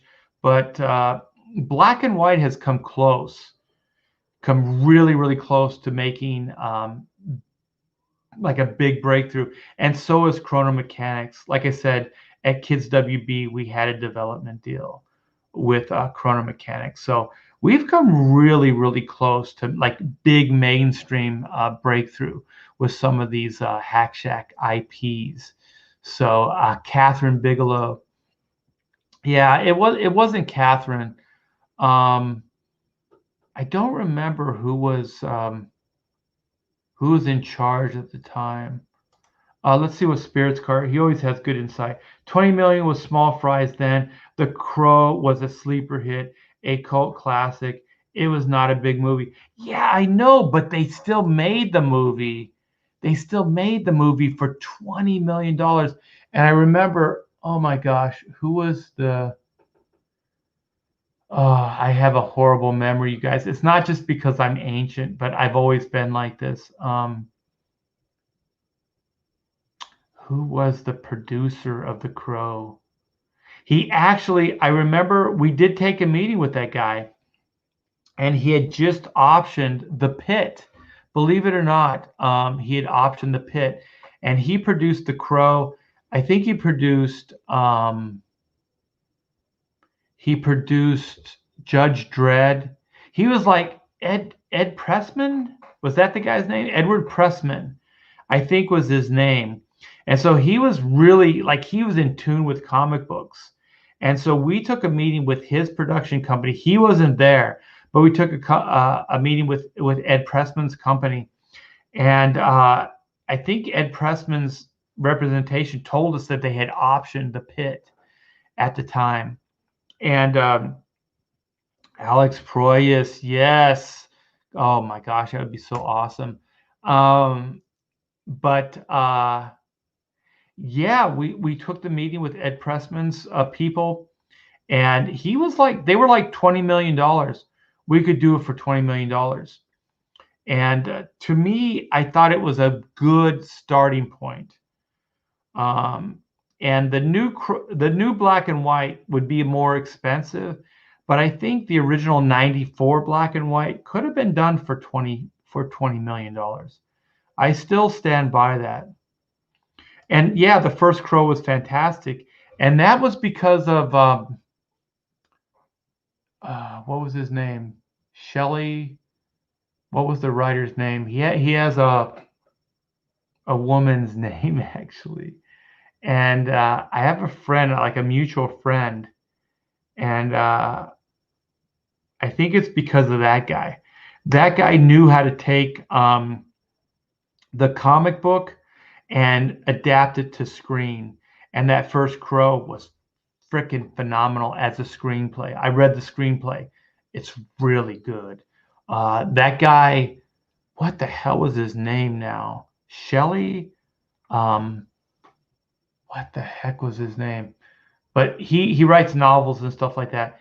He optioned that. He knew what he was getting into, and he commercialized the hell out of the comic book was not commercial at all.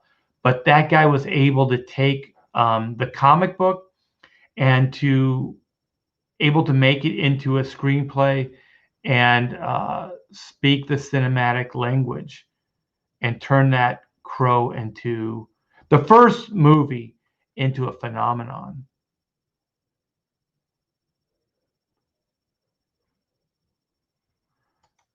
Yeah. Did I say I was going to end it? I don't remember saying I was going to end the stream. Liar, liar head. Pit from yeah. It was the Pit. Yeah, and it's Alex Proyas. Yeah, I see a $5 super chat. Where the hell is it? There it is. Wilson, thank you so much. $5. You guys keep it coming. The only reason I'm saying this is because I'm a little inebriated. So when I'm inebriated, I become a whore. Contact EVS to verify his creds and 30 years as a pro.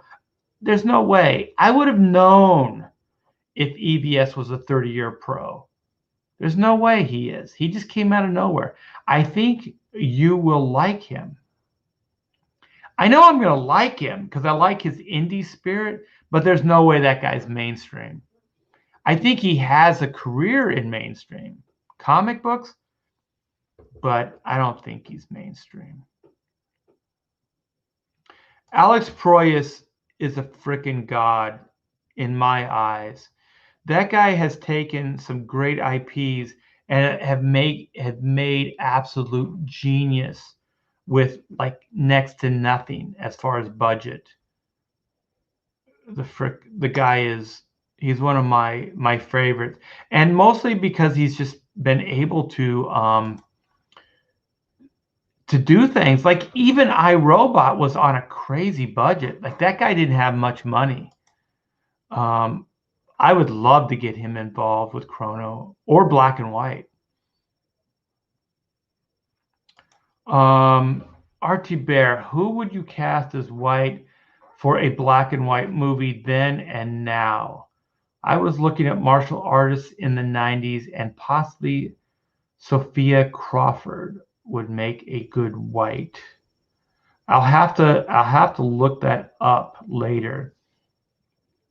All I knew at the time when I was pitching Black and White is at the meetings I would say, I don't care if it's an unknown. I want the female equivalents to Bruce Lee. And what I meant by that is I wanted the street creds that Bruce Lee brought in. Like Bruce Lee actually competed. Like he was the real deal. He wasn't Hollywood per se. He became that. But the guy, he actually, excuse me, he competed and in tournaments, things like that. So the guy was the real deal.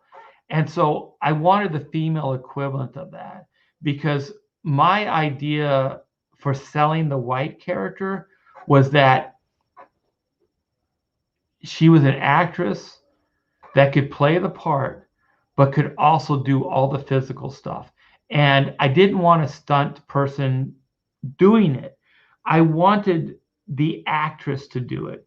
And you guys got to remember, this is 94. This is before a lot of that stuff happened. So I really wanted something like that because I felt that not only would it help the movie or the TV series, because I also pitched it as a TV series, but it would help that actress, like get like an Asian American actress to come in and play that part and just be a kick-ass martial artist. So it was real. So it wasn't all stunt, stunt actor and all that other stuff. And just have this person be able to do this crazy stuff.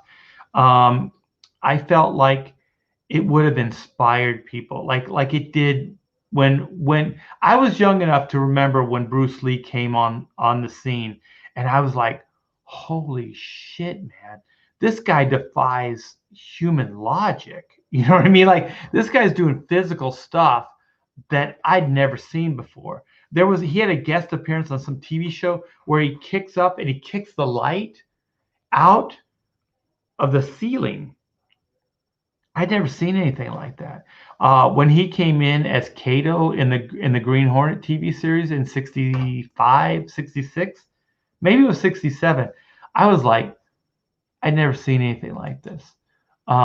Just phenomenon. It was just a phenomenon. And so I was thinking we could do the same thing with a female actress. We could do that. And so that was my whole thing. James O'Barr, let's see what Spirits Car says. The James O'Barr doc on the Crow Blu-ray.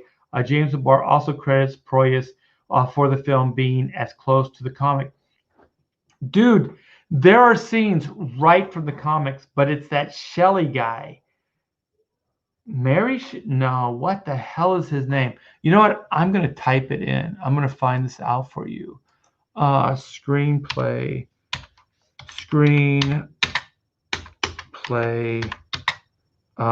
for the Crow movie, because I think he lived in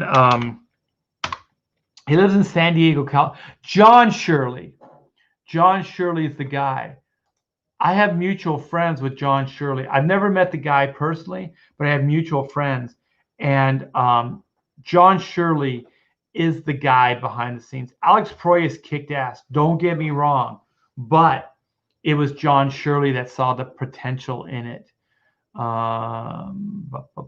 Keith says EVS is a magician with those damn copics. Yeah, he's really good. He's really good. I'm going to check Chrono Mechanics right now, and I'm going to see if you guys have backed me yet. Because I'm shouting out for a lot of people right now.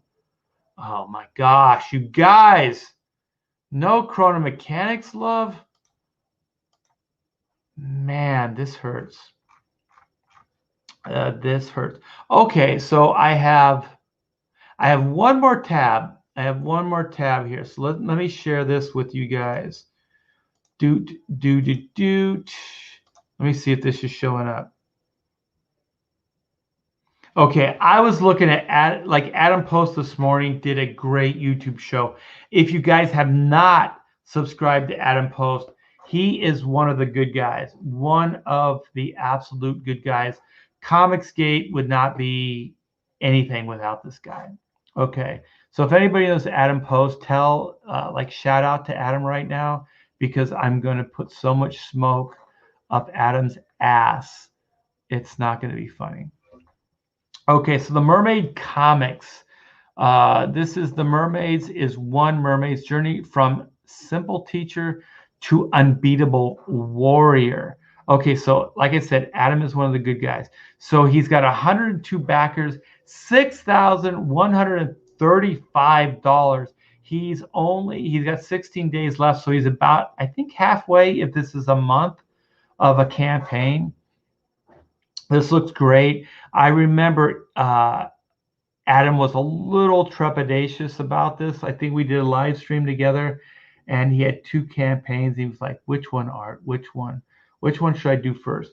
I actually recommended the other one before this one, but he was so passionate about the Mermaids comic that he went forward with this.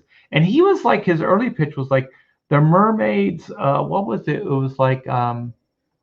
It was like House of what is it? Thrones, Game of Thrones. It was like meets Game of Thrones. So that was his original pitch. So this thing looks phenomenal. Look at the artwork. Like I said, Adam's one of the good guys. This is like Alphonse Mucha kind of inspired artwork. Look at she's got scythes. She's got scythes like little swords to fight with. This is not like a namby-pamby mermaid comic book. This is going to be pretty epic, you guys. Look at this. Yeah. Oh, look at that little lovin', little undersea lovin' going on with the mermaid action. Here's some interiors. Good stuff. Really, really good stuff. This actually looks a little bit. Hold on.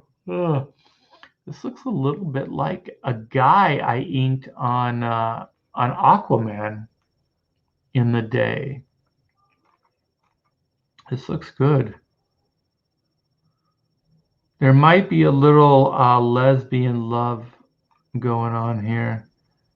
I'm not sure. I don't want to put words into to this comic book. What the hell? Look at that mermaid turns into like a monster. Bites this poor woman's arm. What is going on? Oh, there's a crossbow. Boom! Look at that. Yeah, this looks really good. And one thing Adam does is he does these making of books, which is they're killer, man. He's inspired the shit out of me. They go from full scripts to layouts, entire graphic novels. So they really, really do document the making of the book. Oh, look at these pencils by Gary. Great stuff. Great stuff. So if you like Game of Thrones, you like Aquaman, like undersea kind of royalty stories, I think this is the book for you. Look at all this stuff. Well, Adam, I think you got a hit on your hands. Look at this stuff. What the heck is all this? Oh my gosh, what is this, Adam? This is nuts. I know that Adam and I have been teasing doing an Adam, like an art Adam, like live stream. Oh, these are some of Adam Post's other books. So if you don't know, he's the College of the Dead guy. And this artwork is absolutely iconic. So you guys come back the Mermaids comic book. Adam, like I said, is one of the good guys. $6,135, 102 backers. I think this book could use a little loving, some summer loving. And yeah, 16 days left. So give Adam some of your loving. I think he would appreciate it. Yeah. Hey, Pamela, you want to say something? Hi, everyone. I'm just babbling on and on and on. Wait. Whoa, look at this. We have another $2 super chat. Adam is entertaining, but he loves the sixth panel. He does love the sixth panel. But I'll tell you what, you guys, go to his YouTube channel today. Don't watch this any longer. I'm just babbling on, but go to his YouTube channel and watch his stream from this morning. It was really good, and you could also tell that I was equally as obnoxious early this morning as I am now. So yeah, go check it out. He's got some great observations. He's very, very smart, very, very business savvy. So he has some great observations about the comics industry and about life in general. So thank you so much for the $2 super chat. What do you say for the $2 super chat, Pamela? Do you thank him? Well, of course. So my wife, my beautiful and talented wife, thanks you for the $2 super chat. Thank you. Oh my gosh, this is becoming a family affair. Zaid Comics, almost done shipping everything. Original art is going out this week. So Zaid is fulfilling. So another Comicsgate success. Hallelujah, brother. Check out, oh, cool. We got another book. Passion for Drawing says, check out Grave Robbers. It needs loving too. You know what? Passion for Drawing. I'm gonna see what the hell's going on here. Let me type in Indiegogo and see what your book is all about.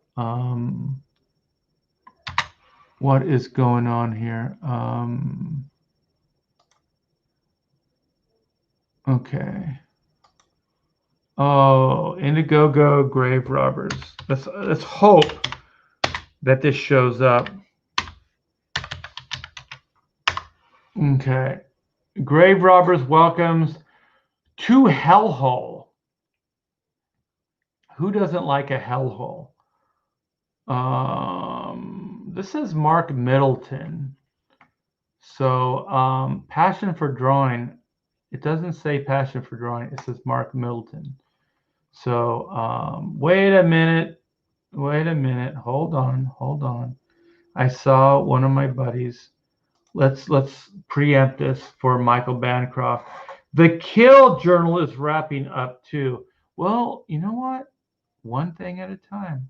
Let's not get crazy. This is a Passion for Drawings moment, Michael, not yours. Okay, hold on. Let's go screen share. Click a bunch of buttons. Grave Robbers.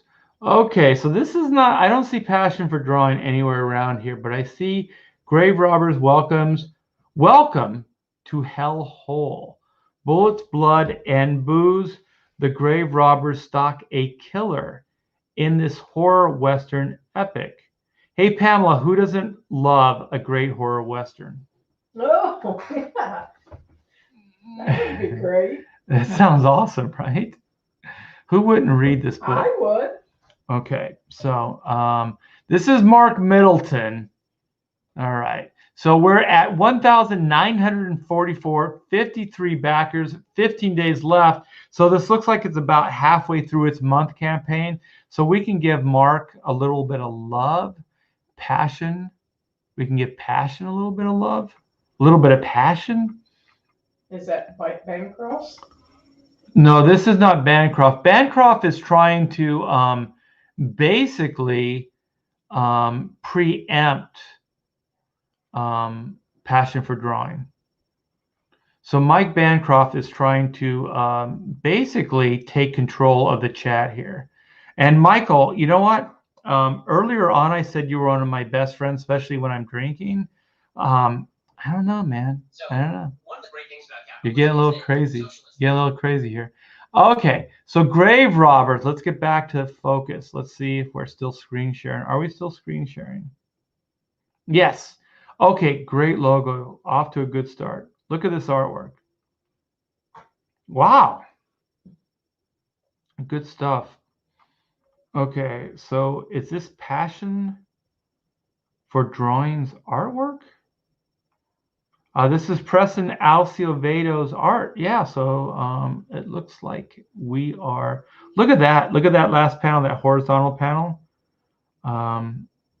Two guns going off. He's getting shot twice. Very symmetrical. We got a dog, a wolf. This is a bloody mess. This comic is not for the weak. Wow. This is crazy. Back in the first 30 days and get the Rotting Golem trading card. So this is the Rotting Golem trading card, you guys. Look at that line work. Pretty nutty. Oh, I like this. This is Big Dick Murphy, and he's wanted. That's good. This reminds me of, hey, Pal, what was that Looney Tunes character that always had the 6 guns, the 2 6 guns? He like Varmint? Oh, Yosemite Sam. Yosemite Sam. This is very Yosemite Sam if Yosemite was a real character. I'm going to get you, Varmint. Oh, look at this.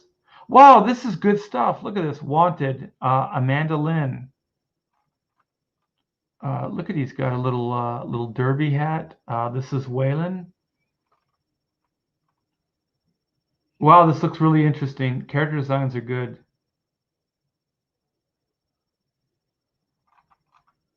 Grave Robbers. Look at that logo. That looks like a tattoo. All right, you guys. Some great stretch goals. Some good tiers here. Preston is on fire.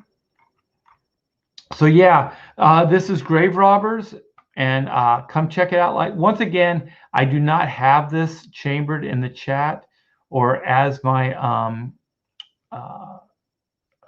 in the description. So if somebody could post this in the chat, I would greatly appreciate it. So I take it this is Mark Middleton and Preston Alciovedo's artwork. So Mark is probably the writer. So 15 days left. We are at $19,000. So you guys come check it out. So that's what we're doing here at my live stream. We are, like I said earlier, John Malin inspired me to do this show. So we're putting the spotlight on a lot of creative people, a lot of indie books right now. So this was all inspired. So let's see, Edwin for $2. Thank you so much. Hail Art. Passion is the artist on Grave Robbers. Yes, yes. Passion for life. Spirits Car says, feel like Black Flag should be shipping soon. Haven't heard anything. Just feel like it should be going out soon. Yeah, I don't know what's going on with Dan Frega. I know that he got a storyboard job and is working his ass off on that. So I don't know how that relates to Black Flag, but I'm pretty sure that Dan's good for it. He's not a flake, not in the least bit. Wait a minute, I saw somebody. Is this Patrick? Hey, Patrick, what's up, man? Riot Press Productions. The action figures look incredible. Johnny Phantasm, go check it out. Good stuff. And Patrick is one of the good guys, indeed. Ryan Blue Thunder says, welcome to Texas, Artie Bear. We're not there yet, but soon. By the end of the month, we will be neighbors. Indeed. Passion for drawing. Passion Designs done great characters. Indeed. Yeah, those character designs look really good.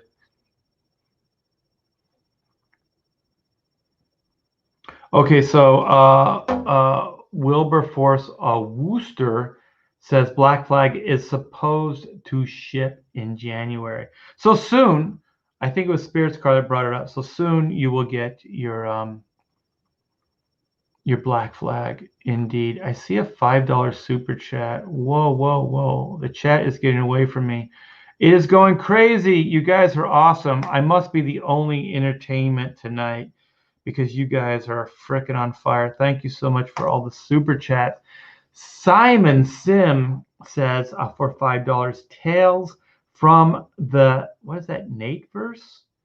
Is in demand, only waiting for the colors to come in to get or to go to print. Next 11 backers for the physical book gets a sketch card. He's only 11 backers away, you guys. So get in there. This is doable. Help Simon. And it's only 11 backers, man. You get a physical Sketch card. Sketch cards are cool, you guys. Indeed. What's with you and indeed? Oh my God. I don't know. Pamela, I've been drinking for hours now. And you know that. Indeed is my catchphrase. It'll be my catchphrase for the evening. My camera, Pamela, you got to look. Come here. Get up. Get up and look at my camera resolution. You have to sign off on this. Is this overexposed? Or is this perfect? Is this perfect cinematography, or is this just... I don't know. It looks a little overexposed to me. It's a little too bright, a little too much. She's my Steven Spielberg. She's my cinematographer. I can't. All right, you guys. So she says it's overexposed. I can adjust that later. Passion for drawing is everywhere.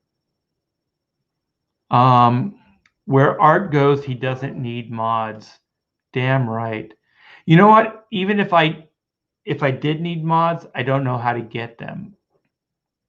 I know I have a couple mods, but I don't, like, through StreamYards, I can't mod anybody. So I can only mod people when I go straight through YouTube. So I probably could have more mods, but I don't. Mods, we don't need no stinking mods. I hear you. Arctic Hutfuls. All right, what is this? What is this, Wilson? What do you have to say? You have nothing to say. You're just giving me $1. Thank you, Wilson. I do appreciate that.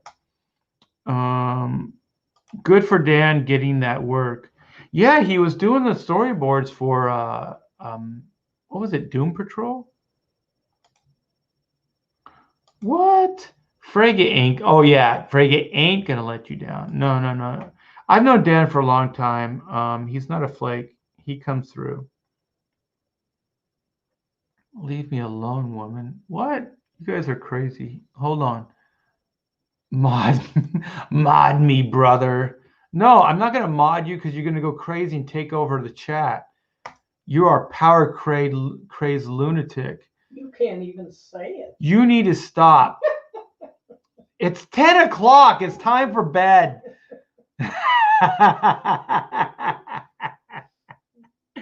Oh. Wait.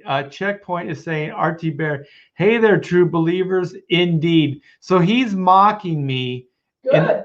Oh, you need to stop. I can beat you, woman. You and one arm. Oh shit! Look at what they're like. Mr. Indeed is enjoying some of Grandpa's cough medicine. You suck. You need to go away. I don't need you in the chat anymore. With friends like you, Fern Rin Fire, who needs enemies? They're turning on me, Pamela, and that's because of you. And any good comedian knows when the crowd turns on you, it's time to retire.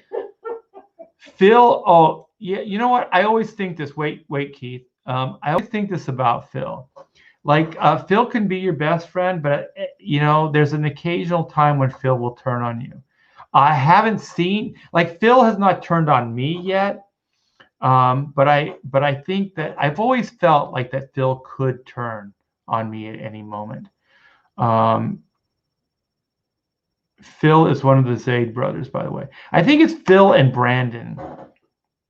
Brandon, I trust. Phil, not so much. I think Phil would stab me in the back if I gave him a chance. Wilberforce Wooster, art is drunk. He is not in the right place to throw wrenches around. You're probably right. Oh my gosh, were you guys? I think I pulled it down. I was in a chat. Well, I did a live stream, and somebody in the chat was just, they were, what do they call it, trolling me. He was giving me a bunch of crap. Like, he was writing profanity in the stream, and I'm not giving you guys the go ahead to do this, so please don't. So then somehow, I don't know if it was the same guy. I don't remember how it went about, but he was like, somebody was saying like mod me and I'll like take care of this guy. So in a stupid way, I was like, okay. So I modded the guy, and he was the guy that was giving me trouble. Like I guess he had a puppet. What do they call it? A sock puppet account. So he came in as a different person. I modded him, and then all hell broke loose. So I actually had to like shut down the stream. I think I pulled it down because it got nutty. So it does happen. Oh my, Pamela, everybody's saying indeed now. Oh, shit. Oh, and Phil says you're all banned. Banned from what?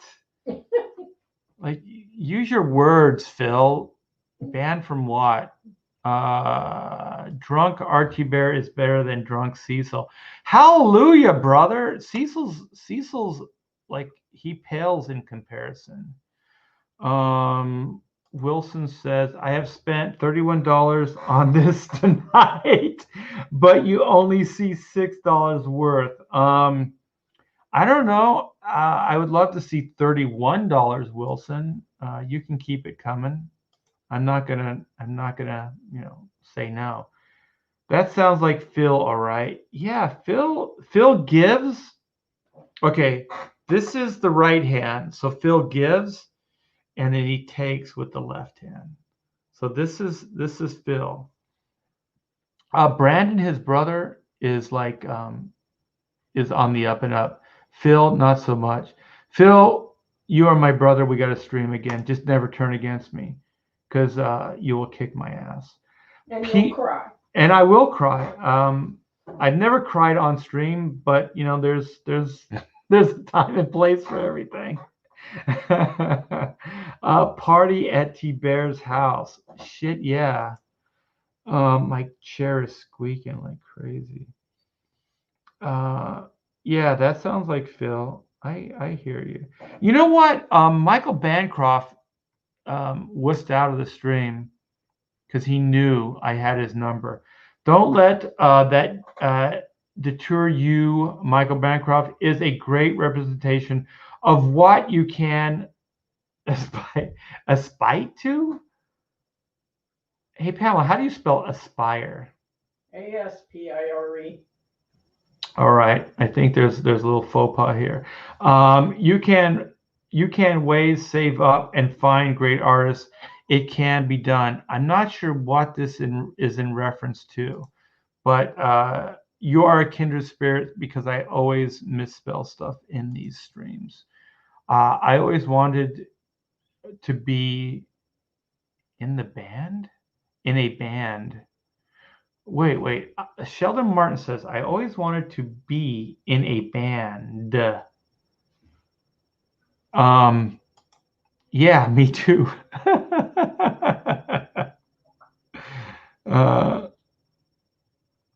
Wait. Phil will no nuts us all. Hey, Pamela, what does no nuts us all mean? Is this something you're saying while you're drunk? No. This is somebody in the chat. It says Phil will no nuts us all. I don't know what no nuts us all means. And then here's Phil. Somehow I feel like I got to get Phil on the show because Phil is becoming a big part of the stream right now. Only Dern? Phil says only during No Nut November. Watch your backs. Wow, that sounds like a threat. Phil is you know what? If Phil was an ice cream flavor, he'd be pralines and dick. That's a Wayne's World joke. So that dates me. Fill him up.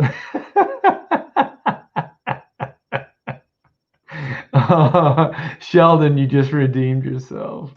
Zaid says, let me be your CG son. Oh my God. This stream has totally lost focus. As if it ever had any focus.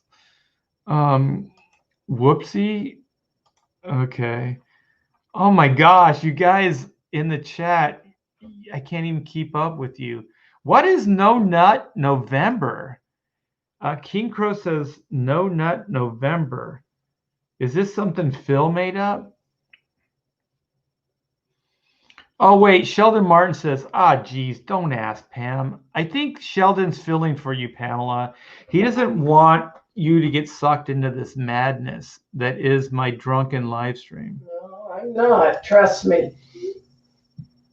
You have to admit, Pamela, I'm actually I'm containing pretty well, right?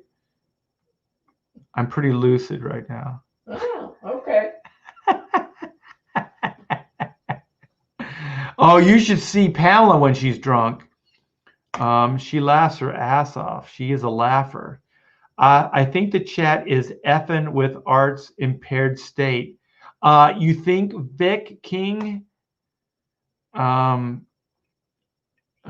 If there was ever a time to kick somebody, it's when they're down. That's the best time to kick a man. Wilbur Wooster. This is secretly the best stream of CG this year. From your mouth to the CG god's ears, my friend. No one tell Art. Oh, well, you just did. You just told me that this was the best CG stream of the year, and then you said don't tell Art. Did you think that somehow this was going to get by me? Dude, I'm not that far gone. Hey, Pamela, should I hold out for another super chat? Or should I end the stream? I don't know. Were we going to watch a movie tonight? Oh, my gosh. I just blew the T-Bear evening. Oh, my gosh. Simonon, or however you say your name. I'm sorry. Hello, everyone. Hi, are you just getting in the chat? Good luck catching up. That sounds like a threat, Phil. Phil says Google No Nut November. That scares me. I will not Google search No Nut November. It sounds scary. Okay, Blue Samurai Zero says RT Bear is the Lucent on Indiegogo. The Lucent is very, very cool. That is Michael Bancroft's new book. It looks sensational. Go check out his book and back it. But more importantly, all these books that I promoted this evening, go back Chrono Mechanics Retrofit, because it is the best book that the indie market has to offer. That's not hyperbole. That is the real deal. Oh my gosh, I have to go to the bathroom so bad. Thanks for sharing that one. My bladder is about to explode. You've done quite well, Art. Very entertaining. Thank you, King Crow. See, somebody loves me, Pamela. Did you just me? Over there with your comforter and your freaking cell phone, just entertaining yourself? Wait.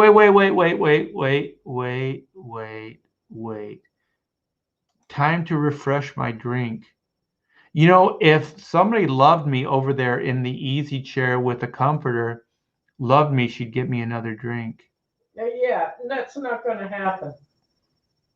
You don't want to sleep with a whiskey puking alky? You got that right. Do we have any whiskey? We don't have any whiskey. I don't puke anymore. I'm past the puking stage. I know how to drink now. When you're younger, you don't know how to drink, so you're puking all the time. Have Pam take over. Wilbur Force Wooster is turning against me and the stream, and he's saying that you should take over. If anybody in the chat agrees with Wilbur Force Wooster, chime in, and then I'll just go to the bathroom and Pamela can take over. That's quite all right. I'm fine where I am. No. No. The chat is going to chime in, and they're gonna say that Pamela should take over. No. Oh my gosh, Nin No Lose, $10. Thank you so much, brother. Let this be an example to everybody in the chat right now. $10 is the new high bar as far as super chats. I got Chrono Mechanics, and I got a time card. Thanks, Art. I can't show the front of the golden time card because, like I said, this one's filled out. But fill out the time card like this one is filled out. Send it to me in an envelope like these, and I will do a drawing for you absolutely free. And I will try to get to them live. I am going through my stuff. I got my drawing board over here. I got to set up my camera. We were doing what do they call them, Pamela? Walkthroughs, where you have strangers in your house when you're selling your house, and they look at all your stuff. It's a walkthrough, right? Yeah, I guess. Yeah. You guess that's what it's called. I was hoping for validation. I didn't get it.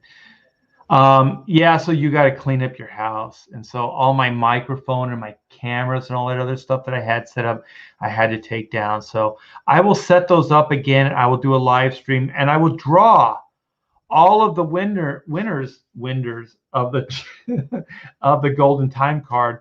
I will do your drawings live on the show. So thank you for reminding me of that. Thank you for the $10, you guys. And let this be a lesson to you. $10 is the new high bar. So I am only accepting $10 super chats from now on. Oh my golly. People are loving this, Pamela. Like, don't judge me. How dare you? Art, oh God, what is this? Art, talk to us about the Amazon River. No. Let me see what King Crow has to say. King Crow, yeah. Just go, Art. We will wait. It's fine. Don't bust your bladder, brother. Thank you. Finally, someone cares. Thank you, King Crow. My wife doesn't even care. If she cared, she'd step in for me for like the next 2 or 3 minutes so I could go. Oh my gosh, Sheldon. Sometimes Sheldon Martin is my best friend, and sometimes he is my worst enemy. Just go. In your depends, Art.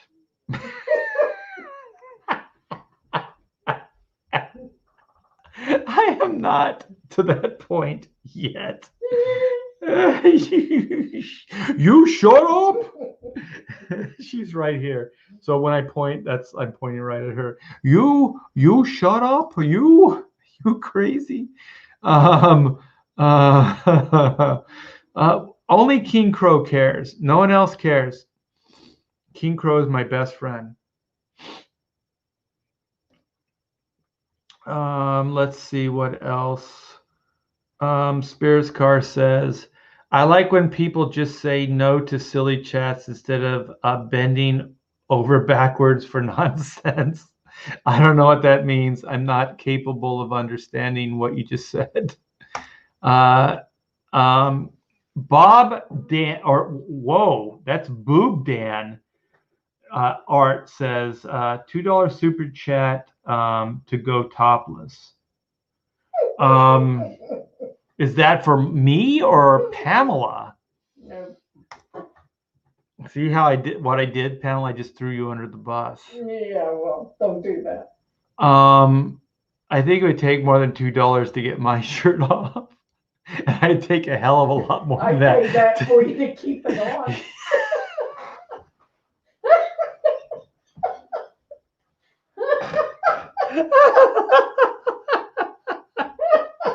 You were drinking champagne at lunch, right?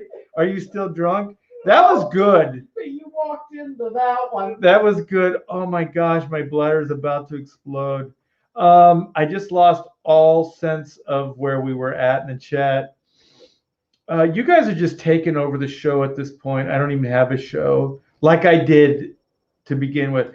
Mr. Dongs Mr. Dong says, RT Bear, what do you think of Thug's call for GC, CG to run a GoFundMe for Critias so he can save CG from Preston Poulter? Oh my gosh. Critias. Pamela, do you have anything to say about Critias? Remember, you were the original editor. No. What was that book? It was called, what was his book called? Detective Dead. And so, yeah, actually, Critias sent that to me last night, I think. And he said that looks like Preston's going to get the copyright to Comicsgate. Let me give a little backstory to Mr. Dong's chat. This is too much for me. I got to sober up a little bit. So what he's making reference to is that Critias, I believe, in the day, which when I say in the day is a year or so ago, early Comicsgate, he supposedly had copywritten Comicsgate and got the copyright and everything. And so somehow there was some kind of loophole, or that he didn't actually follow through with it or something. And then Preston Poulter, since he's got probably more money and resources than Critias does, he decided that he was going to take and try to get the CG copyright. The thing is, as far as Preston is concerned, I have no ill will towards Preston. I don't even really know him. I know that he's a little bit of a guy that likes to stir the pot. He likes to poke the bear, as it were. He likes to cause trouble. So he wasn't getting a lot of attention through Comicsgate. So he thought that he would try to copyright Comicsgate. And so what Critias had said recently, which was last night, said that it looks like Preston Poulter is going to get the copyright to Comicsgate. The thing is, who cares? None of us publish under Comicsgate. Comicsgate isn't a publishing company. It's an idea. It's not a corporation. It's not a company. It's not an IP. It's none of those things. So if Preston wants to copyright that and own CG, Comicsgate, fine. Who cares? It isn't going to change anything. It's not going to change what we do, what Pamela and I do here. He doesn't own Hack Shack Studios. He doesn't own Alterna Press. He doesn't own All Caps Comics. He doesn't own those publishing companies or those publishing divisions.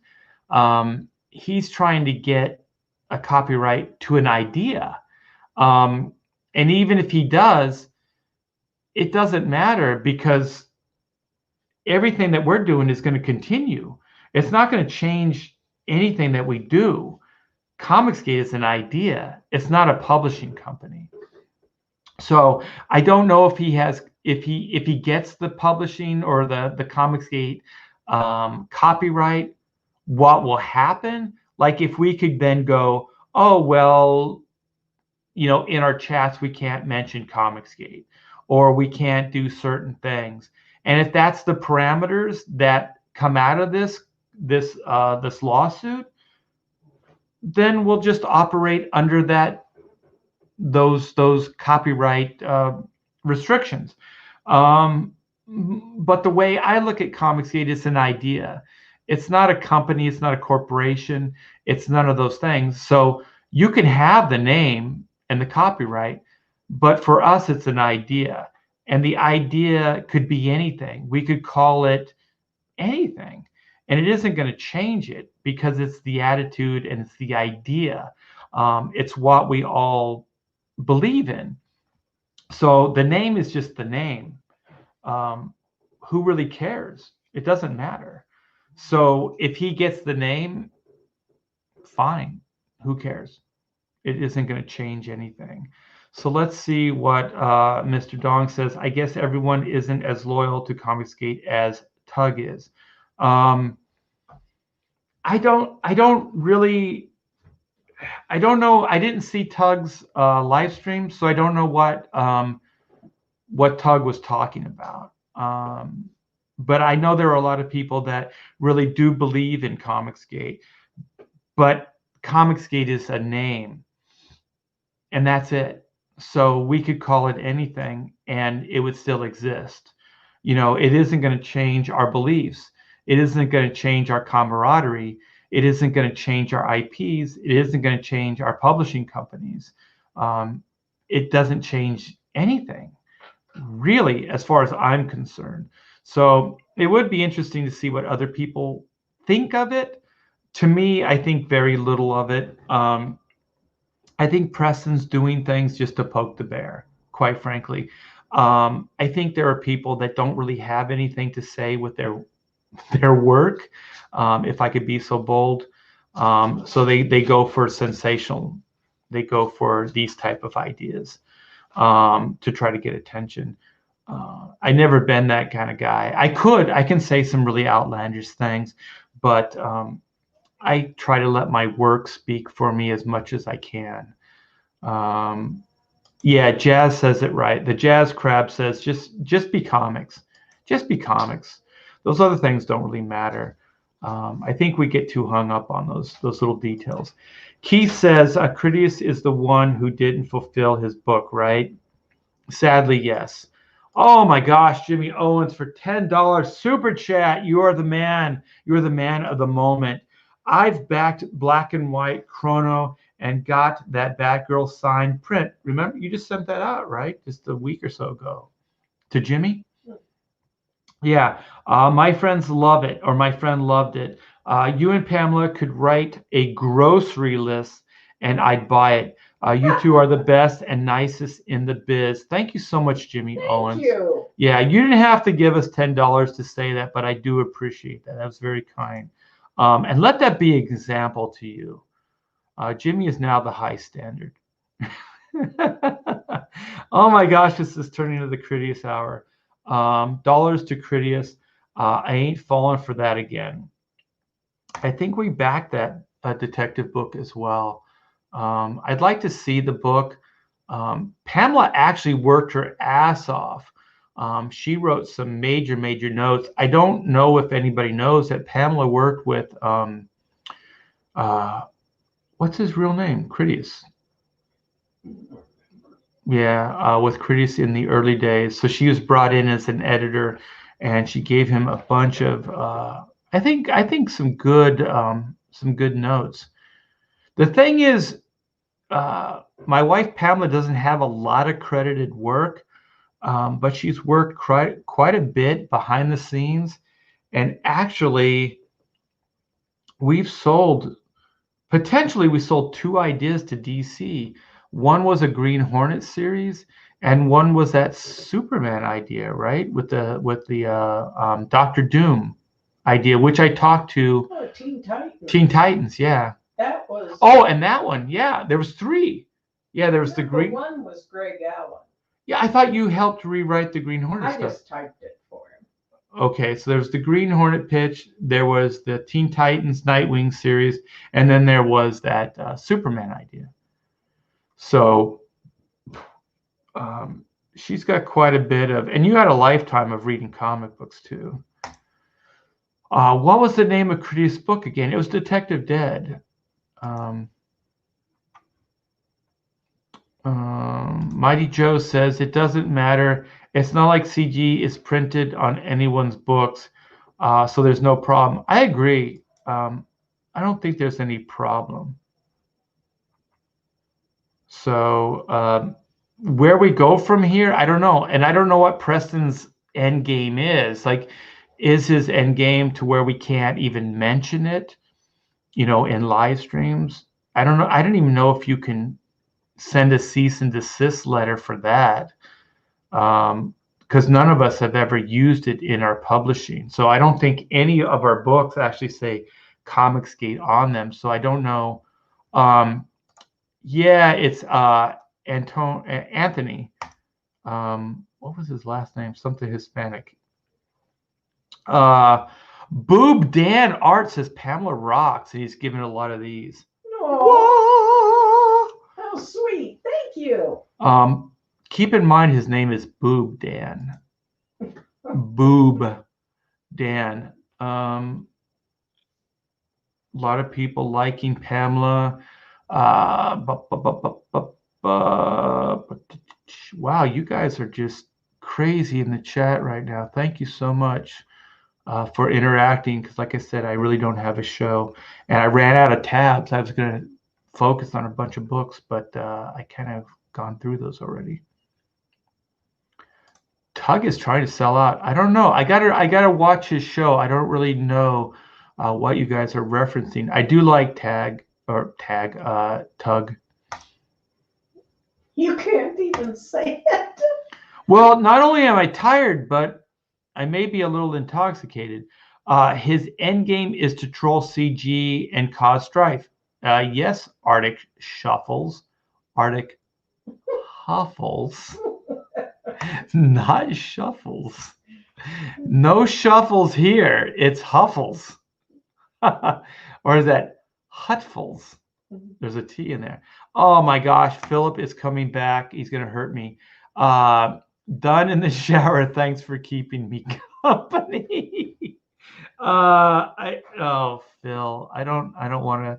I can't get that out of my head now. Wilfer says, no. Let's call him Tag now. That's okay. Okay. Wilson says, I love Tug's work, but I'm having a hard time swallowing his refuse lately. Like I said, I gotta check that out. I'm not sure what. I know of it, but I didn't watch the show, so I don't know really what you guys are talking about. Yeah, I was thinking of the Truffle Shuffles as well. My drunken slur. Arctic Hutfuls. The Hutful Shuffles. I've made peace with the fact that Art will never say my name right. Well, good for you. That's probably a smart move. And it probably will never happen. So there you go. Oh my gosh, somebody's changing the subject here. I don't think I'm going to go there.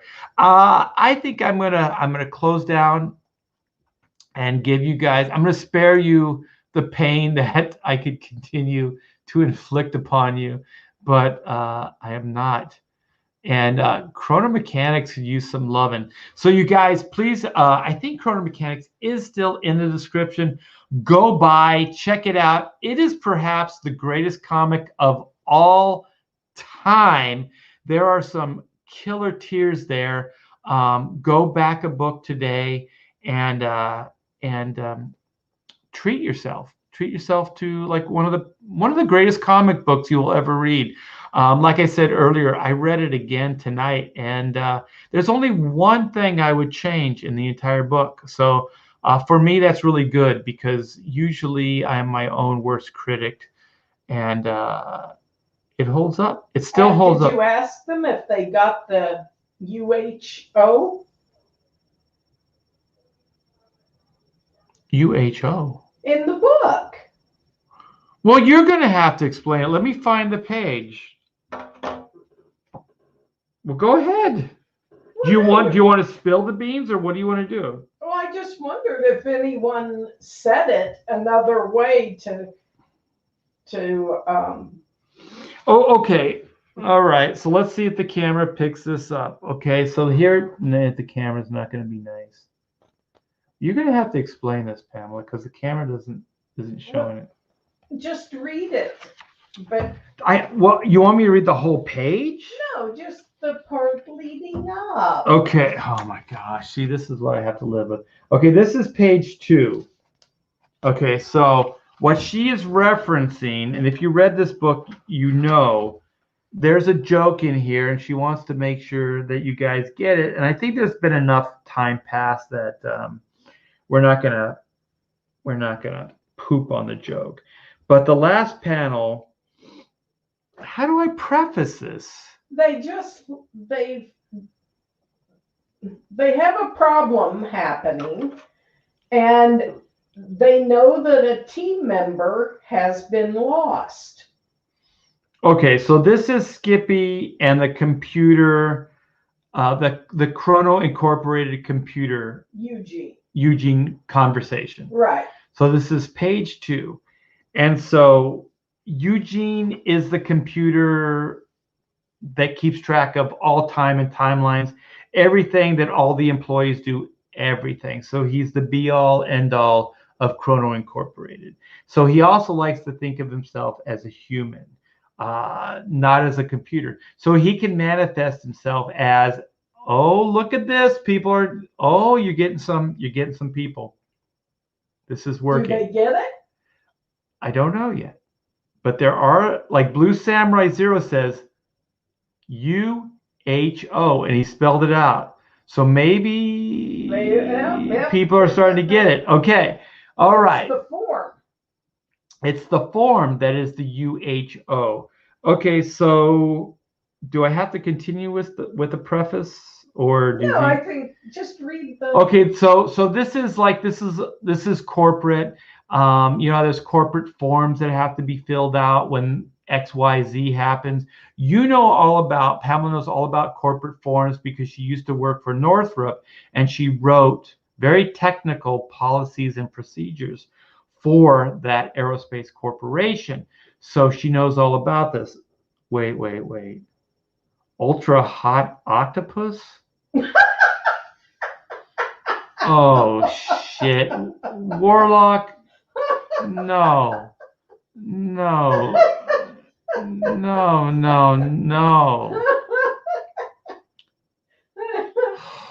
See what you do? And look, Hex Allen is actually R.I.P. Miguel. Like no, let's, oh my gosh. Look what you started. The T-Bear crew rocks. People are attacking Warlock now in the chat. Okay, so SDA says U separation HO. Are we getting closer?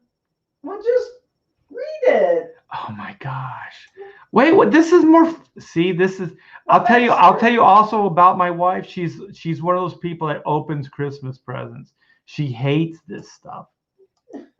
She hates to be teased. I was younger then. You still do it. You have no patience for this kind of stuff. You don't like to be teased.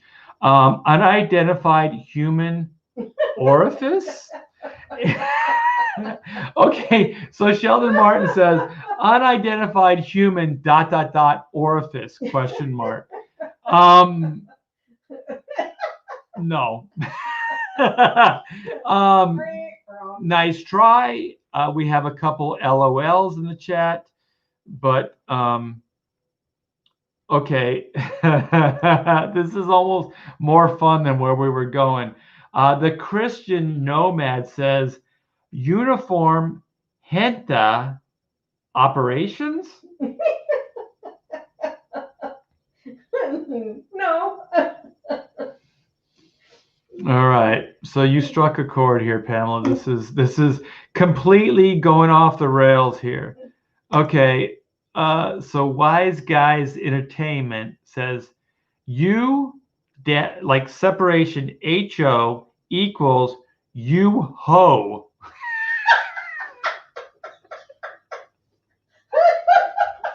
and then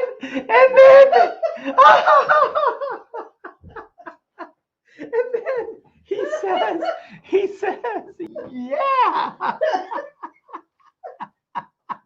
So he gives his own confirmation. Oh shit, that is that is the funniest shit I've heard. Oh, you guys, no. Oh no, like Wise Guys is giving Warlock like confirmation. He's saying, sounds right. No, no. Oh shit. R says unidentified human orifice. You know, I'm starting to hate my wife now. I thought because this was her idea. That's why she wants this. Like, oh, I came up with this. You guys love me. That's what she's doing here. If you don't know, that's her end game. But you guys are just shitting on her point. Her little brilliance, her little moment to shine. You guys are just like whizzing all over it. Oh shit. What? Jazz, the Jazz Crab says I'm seafood friendly. What does that have to do with anything? Warlock says He's been drinking too. Warlock is just laughing. He's just laughing maniacally. SDA says jizz whiz. I don't know what you guys are talking And about. SDA just like, yeah, bro.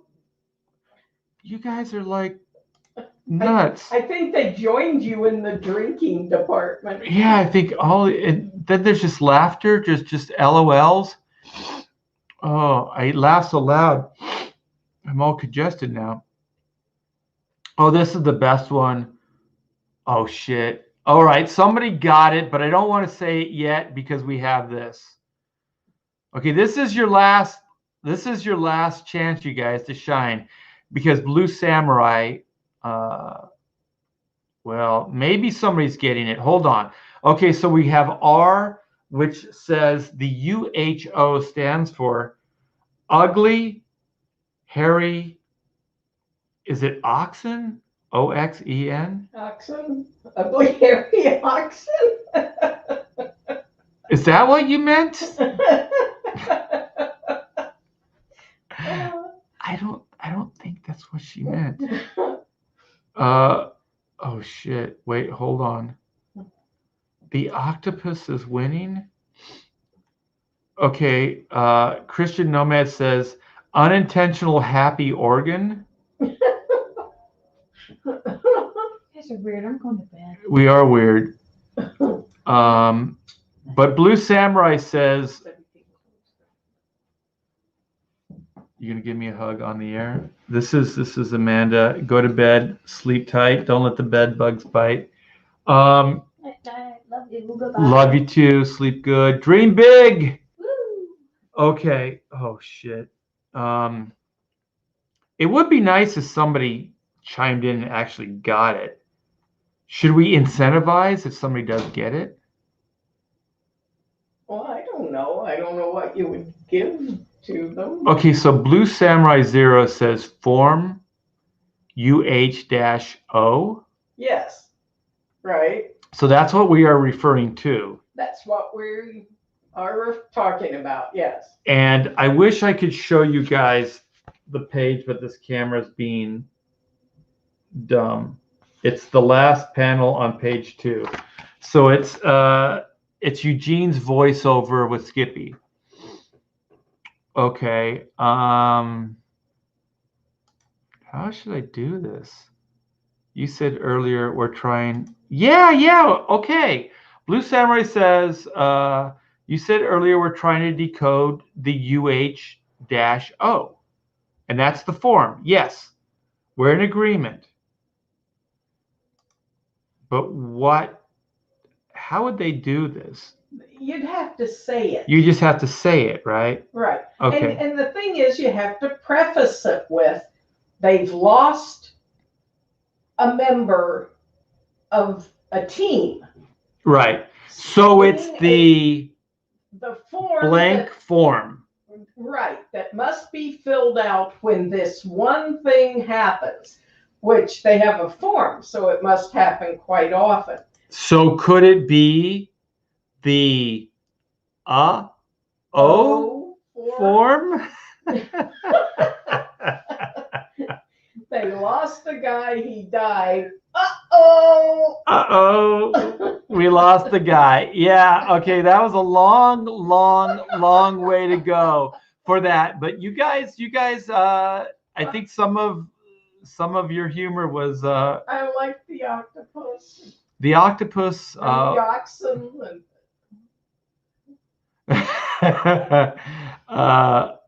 Oh God! Oh really? You didn't? Oh my gosh! Well, good. I'm glad we could clarify that. I think that's what. Oh, okay, Pamela, you got to get up and read this. What is it? The jazz crab is given perhaps the ultimate interpretation of your uh-oh form. Uncontrollable hippopotamus. Is that orgasm? Oh, you guys, you're too funny. Okay, so Blue Samurai says, "Oh, I get it now." Uh-oh, I get it now. Okay, these are the jokes, you guys. This is as good as it gets. This is the shit that entertains us. And hopefully you guys, apparently it is working. Oh man, we got Bob. Hey Bob, how are you doing, man? Bob sounds like he's laughing his ass off. Okay.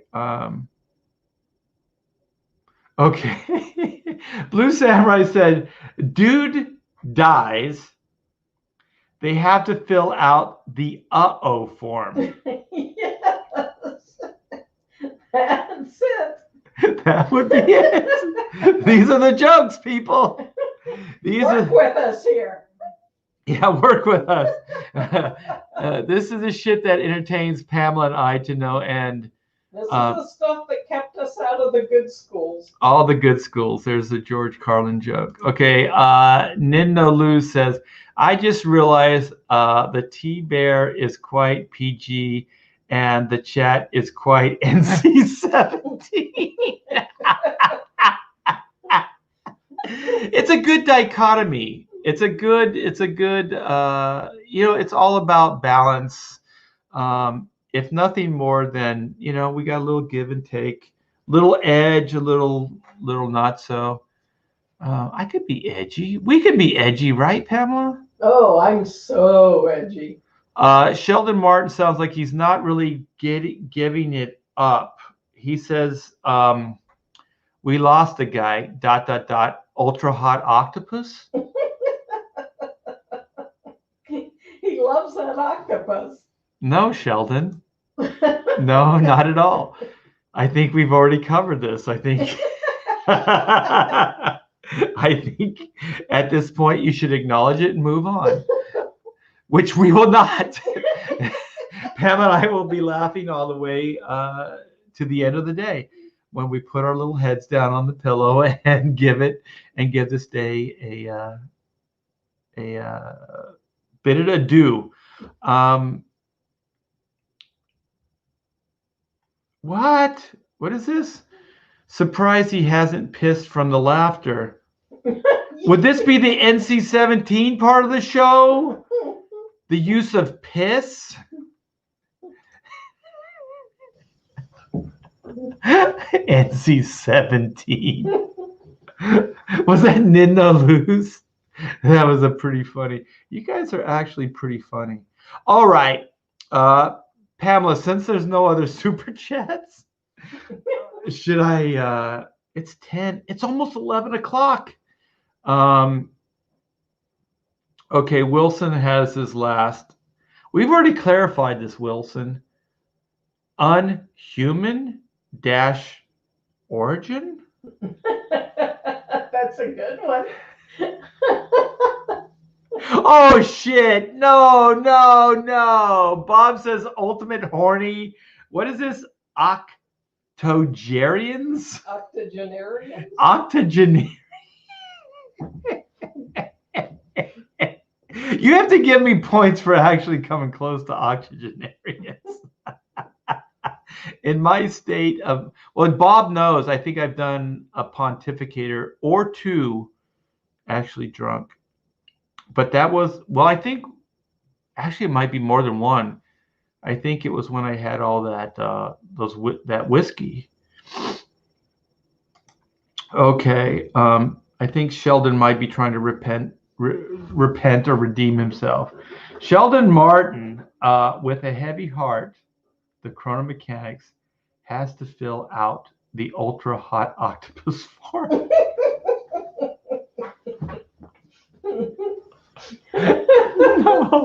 No. What's wrong with you, Sheldon? You're like a child. I gotta educate you. We've already moved on. It's uh-oh. It's just uh-oh. It's like uh-oh. It's the uh-oh form. Like the shit hit the fan. Like, oh my gosh. Look what you started, Pamela. Wise Guys Entertainment says uh-oh equals unintentional handlebar.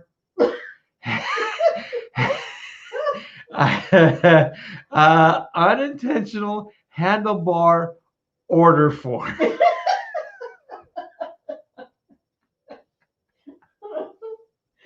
Oh my God. You guys suck. How about an unknown handoff? You could have an unknown handoff. Don't give him any freaking ideas. We've already disclosed what the joke was. Oh my gosh. You guys are still going. Warlock says, anyone got ink for the pen? He must just be writing this shit down.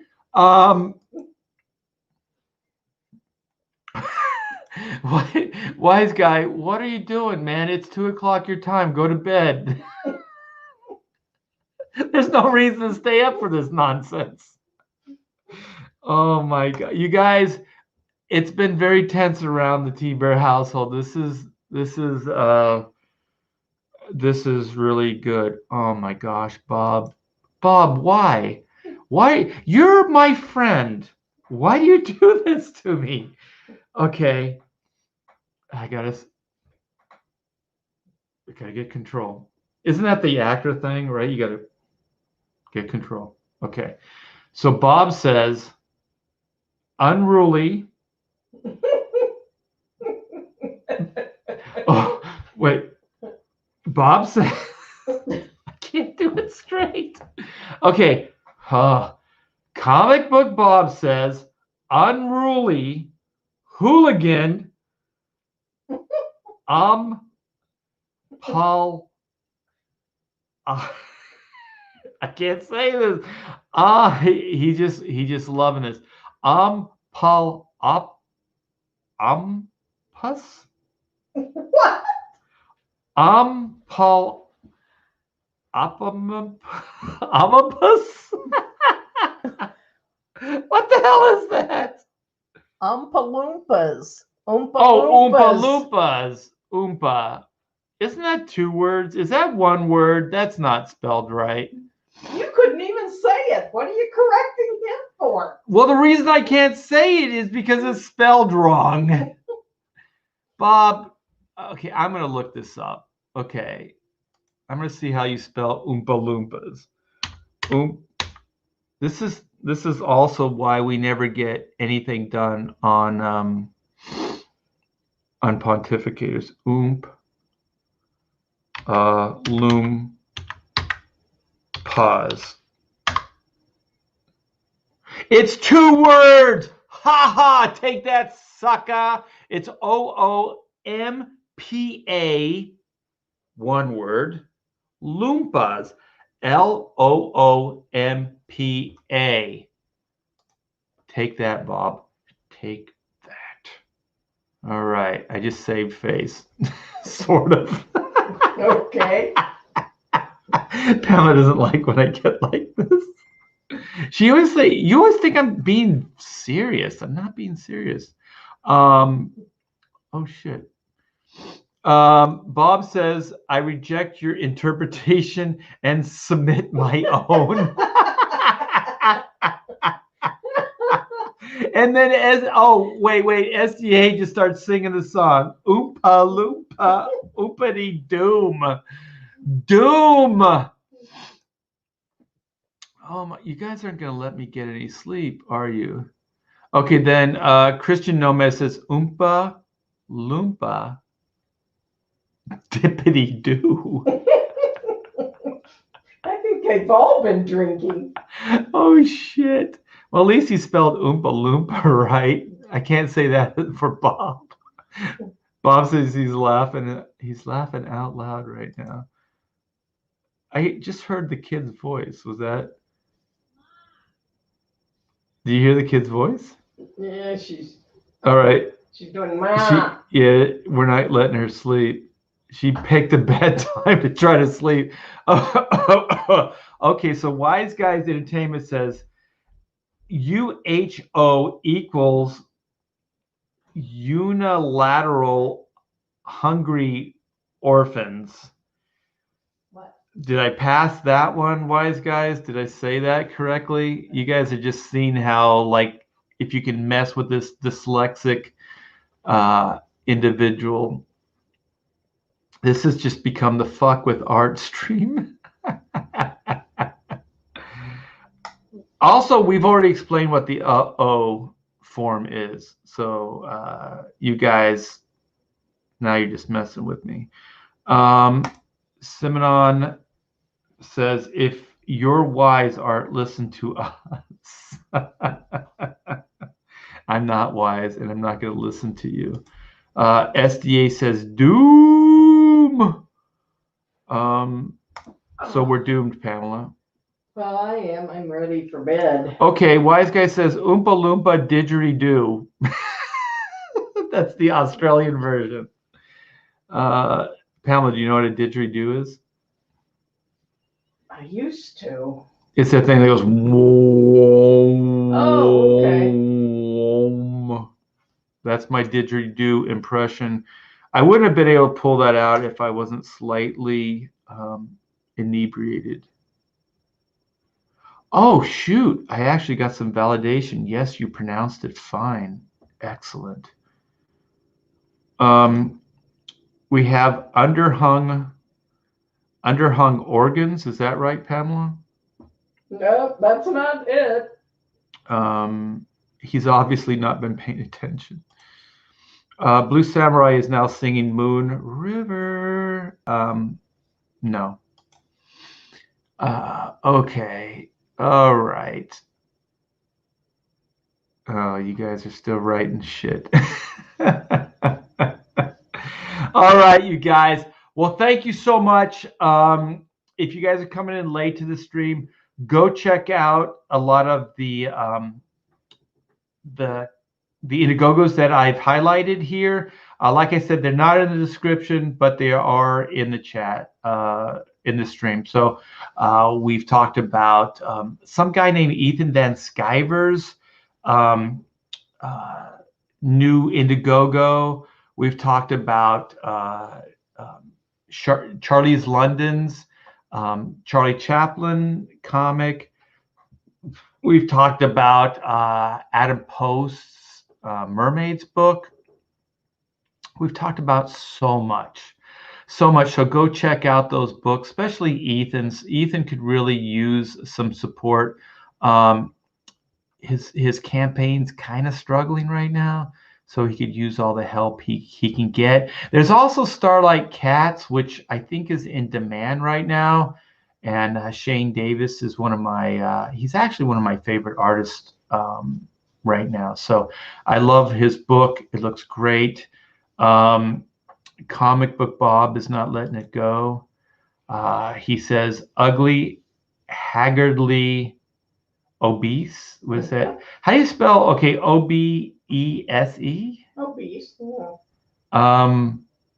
It doesn't even make sense. Ugly, haggardly obese. No.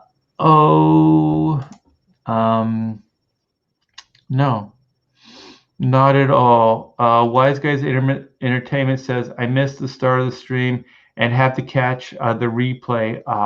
What did you drink tonight? I had a few of these full of vodka and straight up cranberry juice. It was really bitter and it was really hard.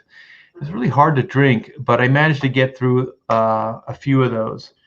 And Pamela, you guys were drinking champagne at lunch, right? Prosecco or something. Prosecco. I don't know. It wasn't. I don't drink. So it was like, what is it? Sparkling wine or something, right? Yeah. Okay, King Crow, you guys are still at it. You get an A for effort. King Crow says unisex helium orgy. Oh my golly. Is that close? Is that close, Pamela? Not even. Arctic Hutfels says good night. He just wants it done. He wants us to just say it's over. He wants to go to bed. So do I. Are you kidding? You stay up till the frickin' sun comes up. Unorthodox homunculus orators. Okay, I got to challenge you, Pamela. How do you spell homunculus? I have no idea. I think I said that right. Gosh, I need to get drunk more often. My dyslexia goes away. Okay, Wilson says, I'm going to let EVS know to get in touch with you. So you know he has been in the business almost as long as you. Glad you like my money. At least it went to a good person. I don't know, Wilson. I think Ethan just came out of nowhere. I don't think he's been in the business as long as I have. So I'm not really sure about that. Warlock says, have a good night, Art. Great laughing with you. Yeah, in all seriousness, it's been a great stream, you guys. I did have fun as well. We needed a good laugh, and we got it. Good night, T-Bear. Good night to you. Good night, Pam. Oh, thank you. Good night, everyone. Mighty Joe says 3 hours of drunk T-Bear equals awesome. Bob says, go to bed, Art. You're shit-faced. Shut up. I am not. You go to bed.